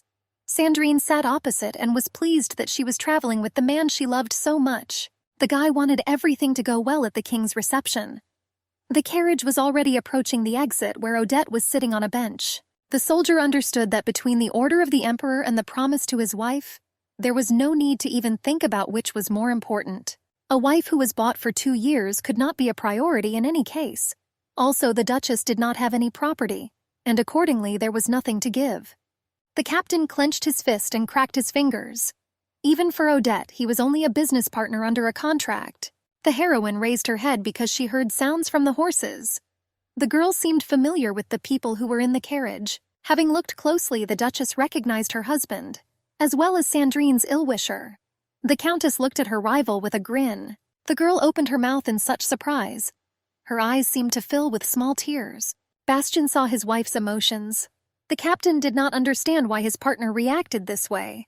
The coachman drove on like that. The horses only accelerated faster in order to quickly arrive at the appointed place.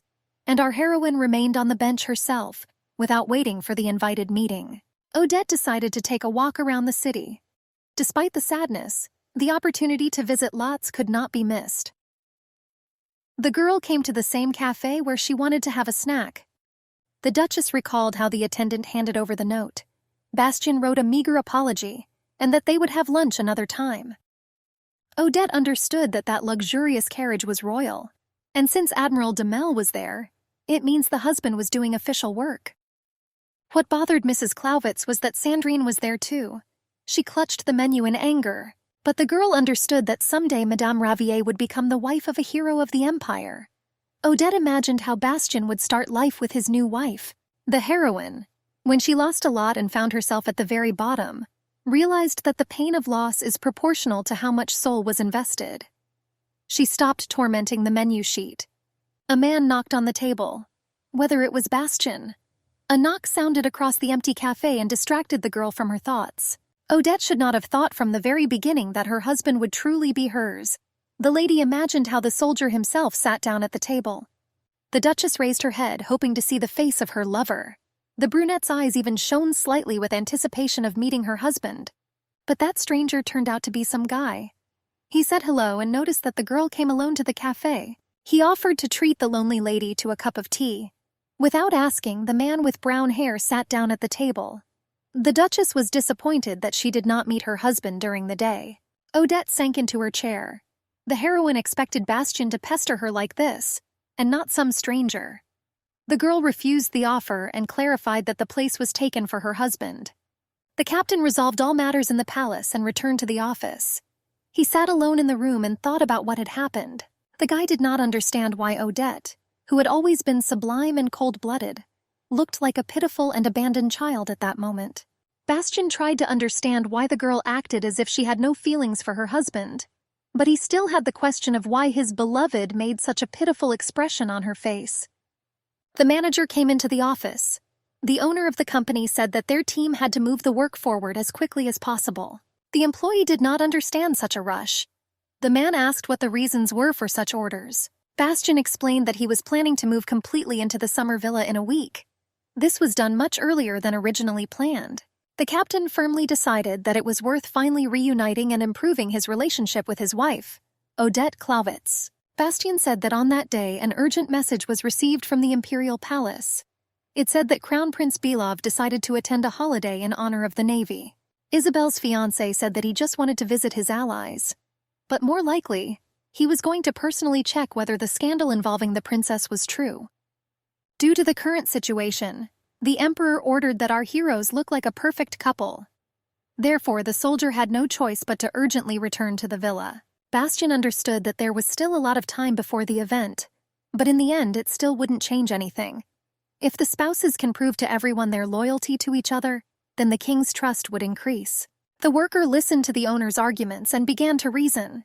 The man agreed that the newlyweds should not have been separated in this way. Thomas clarified that such actions were not natural for the gentleman. The manager offered to bring Mrs. Clawitz to Lutz. Bastian explained that once the listing issues were resolved, he would have the opportunity to remain in Arden and do his job. The guy didn't want to leave his wife something that he could easily solve himself.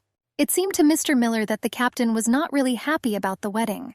The worker stated that the gentleman was a much better husband than everyone expected. The soldier smiled brightly. He clarified that since he was married to a girl of noble blood, this is exactly what a real husband should have done. The next day, the owner of the house was already driving up to their villa. The weather was bright and hot, giving hope for a good day. Dora came to the room where Odette was. Bowing, the woman announced that the gentleman had arrived at the palace. The Duchess turned to the servants. Since the heroine stopped playing the piano, there was silence on the terrace. Mrs. Clawitz asked what day of the week it was. The head maid replied that it was Wednesday. She was excited by such a strange question from the hostess. Odette clarified that she was sure of the date. But the girl was frightened by the unexpected arrival of her husband. After all, Bastian said that he was too busy. It was surprising that my husband decided to show up on a working day. The servant advised Odette to quickly go to her lover. The guy said that he would immediately go up to the bedroom. The wife jumped up from her chair and headed into the corridor. She was not at all ready for such a visit. From the speed of running, the heels were ready to crack at any moment. The Duchess went out into the corridor. The girl hurriedly looked around the buildings looking for her husband. But the brunette was attracted by the noise below. Approaching the edge of the balcony, she saw a crowd of people dragging a bunch of things. Everything was noisy because everyone was saying something or simply carrying heavy bags. The hostess recognized the servants who were supposed to be in the penthouse. The girl tried to understand why Bastian immediately went to the bedroom. One of the maids approached her. She said that the gentleman was in the room and indicated which one. Odette was not at all happy about this news. After all, the husband was in the heroine's bedroom. A shiver ran through the girl's body. Mrs. Clawitz walked to the door. She tentatively touched the handle and was completely shaking. The wife couldn't even imagine why her lover came to her partner's private room. The Duchess already had tears in her eyes. The girl finally decided to go inside. The wife tried to understand why Bastian, who had always behaved with restraint, changed so much. The captain stood by the bed and heard a creak and turned around. The guy looked at Odette. His look became more serious, completely different than before. Evening came. Our heroes spent a normal evening just like on the weekend. The new servants have already settled into their rooms and begun their new duties. Bastian had already showered and was getting ready for bed. The guy walked past the mirror and wanted to examine his appearance. The soldier was completely exhausted. He no longer had the strength to do anything. He tried to remember the last time he slept well. For the remaining month, the hero felt terrible. Because in the near future there was only an opportunity to take a little nap, and then on the sofa. Bastian hasn't eaten properly for a long time, but only all sorts of buns. And then the guy ate not because he wanted to, but because his body demanded it. But even during the meal, he did not stop working. All the last days were devoted entirely to the company. Especially the previous week, when the soldier spent the night right in the office. But nevertheless, Bastian completed the project, which was created as a trap for his father. And all he could do was wait until the relative fell into the trap. Preparations for the Navy Festival, as well as the inspection ceremony, were almost completed. Our hero was already approaching the bedroom. He knocked on the door. The wife's voice came from there. The girl allowed me to come in, expecting to see the servants. Bastian needed one more thing. Namely, it is ideal to depict newlyweds with their wife who were enjoying their honeymoon. Odette pretended to be glad to see her husband. The girl asked why her beloved suddenly decided to come like that at night. The husband did not react in any way to the words of his beloved. Tired Bastian said that nothing was needed. The guy yawned and got ready to continue walking towards the goal. He silently walked towards the bed. The steps seemed heavy, causing the floor to creak. Odette again asked why her husband came into the room. The girl assured herself that she should have been natural, and then nothing would happen. Bastian walked past his wife. He also said that he just came to sleep. The soldier was already imagining how he would finally get enough sleep after a long time. The beloved did not expect this. The heroine hoped that the owner of the house was joking, but the guy was already making the bed for himself. Odette said that she knew very well that the visit of Crown Prince Belov brought the date of their marriage closer. She also assumed that the couple would have to demonstrate a closer and more affectionate relationship. The guy, while his wife was speaking out, had already gone to bed. The blonde had already closed his eyes and was almost falling asleep during the conversation. The heroine noticed the fatigue of her companion. She wondered why Bastian was so tired. And also, the girl decided to say what she wanted. Odette stated that she was happy to assist in working on that issue. But the wife asked whether the newlyweds really should have slept together. The soldier asked if the threat of disclosure arose at the most crucial moment, whether the girl would be ready to take full responsibility. Bastian explained that even at that time, there were many rumors that the couple lived in separate rooms. They just haven't spread enough yet for everyone to be aware. Odette continued to insist that people in a fictitious marriage had to sleep separately. The guy replied that he was ignorant and therefore did not know such things. He believed that the grandson of a flea dealer could not be as noble as the Duchess. The wife wanted to justify herself that he did not understand everything correctly. But the soldier offered to discuss everything the next day. Bastian seemed to be already in a dream. The guy clarified that he was already not thinking well, so the rest was worth discussing later. Odette still wanted to finish, but when I heard quiet snoring, I was shocked that my husband fell asleep so quickly. Mornings in the Clowitz family always started the same way. The stepmother watched her stepson's villa, which is why she was constantly angry. The woman again spoke to herself about her unfair life. Franz was also in that room. He was already accustomed to such emotions from a relative.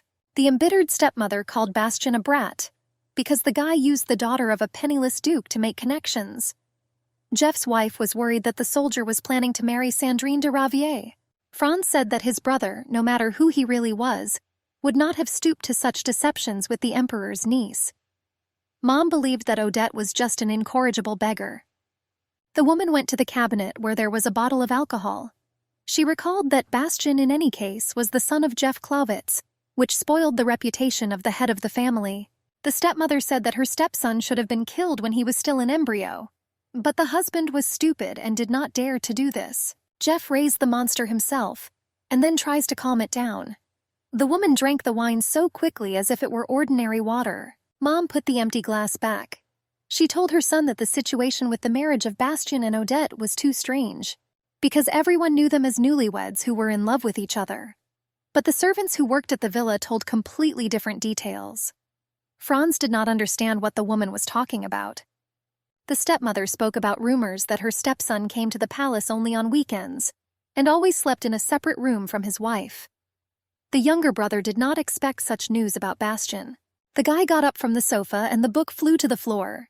He asked how the mother was able to carry out this investigation. The woman understood that her son grew up as a noble flower of their family. But mother was ready to wallow in the mud for Franz's sake.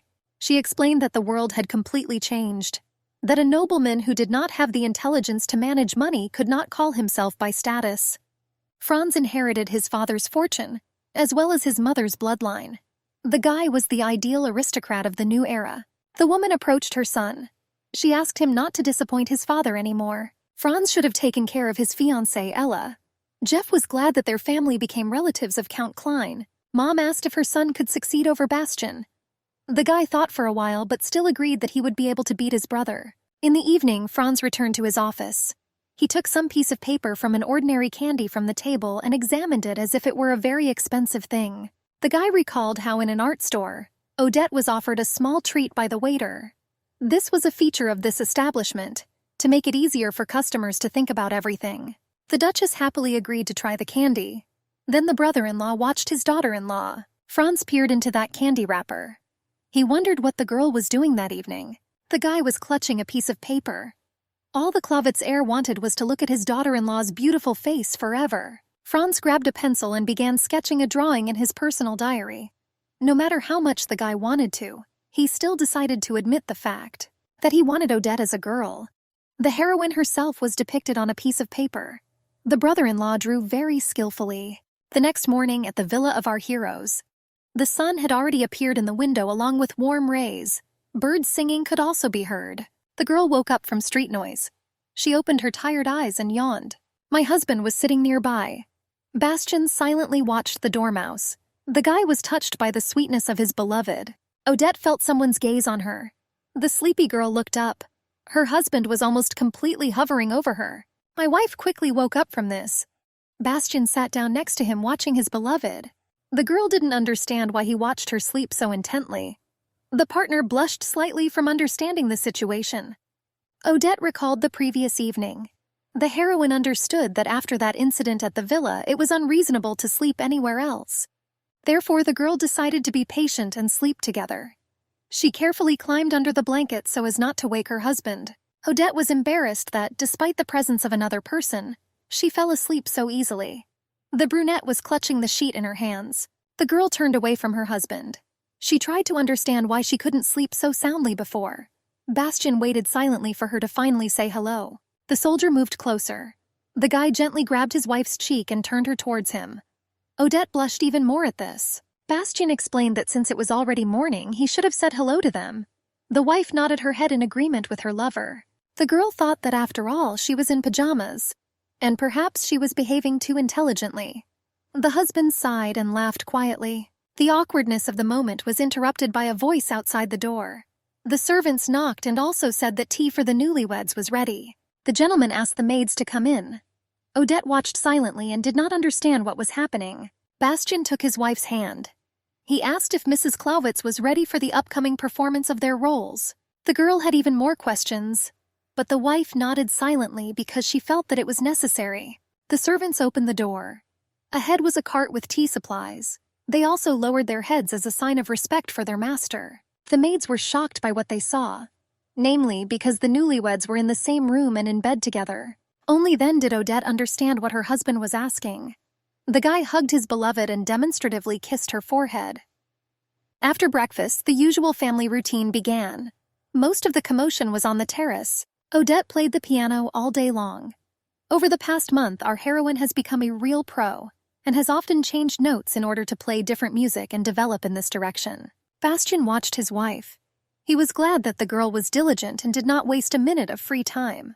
The wife never neglected even household chores and worked diligently.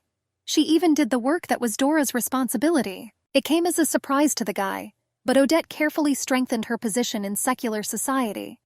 She often wrote letters to many aristocrats with different proposals. Bastian had no idea that his partner was such a good housekeeper. Perhaps the soldier managed to conclude a good contract. It was as if my wife had a motion sensor on the back of her head. The girl again felt the presence of someone. Seeing her husband, Odette stopped playing the piano and got up from the stool. She wondered how long the owner of the house had been in the room. Bastian asked his partner to continue her practice on the instrument, because the guy really liked listening to this. The wife thanked her for the approving compliment, but she clarified that her skills were not yet good enough due to the fact that she had not played the piano for a long time. Her hands were simply not used to it. Odette said that once she has developed a technique that she doesn't have to be ashamed of, then The girl covered her mouth with her hand and bit her finger. She understood that she shouldn't have said that, because she would still leave the villa in 2 years. Bastian came closer to his wife. The guy asked his partner to continue what she didn't finish. The wife lowered her head. The brunette embarrassedly stated that she would soon be able to play like a real professional. The husband smiled contentedly in response. He nodded approvingly, indicating that he was going to wait for that moment in order to hear the beautiful melody performed by her on a musical instrument. Lucas entered the room. The servant announced to the master that the horses were ready for a walk. Odette was surprised by this news. The husband thanked the servants and said that they would go downstairs right at that moment. Bastian grabbed his wife by the waist and pulled her close to him. He asked if the girl knew how to ride a horse. Every time her partner did this, the heroine felt as if she was about to suffocate. The brunette clutched the back of her dress. Odette replied that she knew how to ride a horse a little. She decided to do everything possible to look like a loving wife just because of the contract. The couple went down to the field, which was located on the grounds of the villa. The groom had already brought the horse there. The man introduced an animal named Shune. The mare was 3 years old, very gentle, and would not be difficult for the mistress to handle while riding. Bastian clarified that if the girl could not cope with the animal, then there was no problem purchasing a pony for training. The wife assured that despite the fact that she had been learning to ride for a long time, she would still be able to ride calmly. The guy asked when his partner rode horses. She was already approaching the animal and replied that the last time she had been on a mare was about 6 years ago. Odette gently touched Shune. The husband reported that there were no separate saddles for women. The wife said that she used her father's seat as a child. The mother did not like this very much, but the girl thought that it would be more convenient for her. Bastiana smiled at his partner's words. The husband suggested that Odette try riding in a fenced area. The heroine began to try to ride. Shuna completely liked the new owner, and so they quickly got used to each other. The guy could not even think that the girl rode so well. Despite the fact that she lived in exile, the princess still remained a noblewoman. Bastian heard that when Helena was expelled from the imperial family, the woman earned a lot of money by selling her things. And also foreign relatives showed favor to the poor man. If only it were not for the Duke of Disson's addiction to gambling, then the wanderers would have the opportunity to live like noble people. But in this case, our heroes may not have had the opportunity to meet at all, especially facing the king's order for an urgent marriage. Bastian suggested that his wife finally run into the forest. There they could run as much as they wanted. The girl wanted to explain that she was not ready for a long walk, but her husband promised her that he was going to accompany her through the thicket. Odette smiled sincerely, as if she was not playing her role. The heroine agreed to this proposal and wanted to quickly move on. The girl immediately turned her horse towards the forest, and her husband remained behind her. He was surprised by his wife's unexpected affection. Bastian quickly returned to reality. He pulled the bridle and his mare ran along the directed path. The married couple went to the embankment. Odette's hair fluttered in the wind, and the bright sun warmed her face. The guy was running behind. The soldier realized that his partner smiled at him so sincerely, without any pretense. Meanwhile in the palace, since the owners were not at home, the servants discussed anything. One worker said that a married couple of gentlemen were once again sleeping in the same bed. Another maid said that Odette and Bastian kissed in front of everyone in the morning, and the rumors that Mrs. Clawitz became pregnant and was forced into marriage turned out to be simply a lie, and the assumption that the couple had quarreled and therefore lived in different rooms was wrong. Molly was worried that their master truly considered his wife special. The senior servant was already holding her head because of the pain caused by the noise. Dora said that if the girl wanted to continue working in that palace, she had to do everything to please her mistress. The maid was worried that she had already completely lost Odette's favor.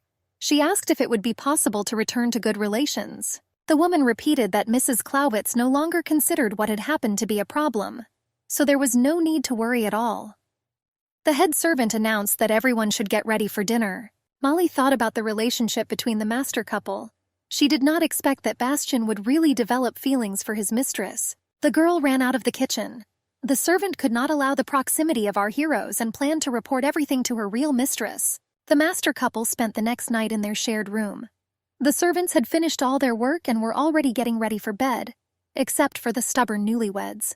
The clock that the housewife installed on the cabinet made a quiet noise. It was already late at night and everyone should have gone to bed. But Odette spent a long time combing her hair. She hoped that her husband would fall asleep quickly, so she constantly glanced at the guy. The husband had been in bed for a long time and was patiently waiting for his partner to finish caring for her body. There was a real confrontation between the couple. One wanted to lie down together and the other was embarrassed to fall asleep before her husband. Bastian decided to give up. He understood that if he didn't fall asleep first, the girl could comb her hair literally all night long. Odette, even if she wanted to lie down at the same time, would still not be able to fall asleep because of her fears. The wife was delighted when her partner finally covered himself with a blanket. The clock was ticking. More than an hour had passed since Bastian gave up and fell asleep first. The heroine decided to approach the bed. The girl hoped that her husband had fallen asleep long ago.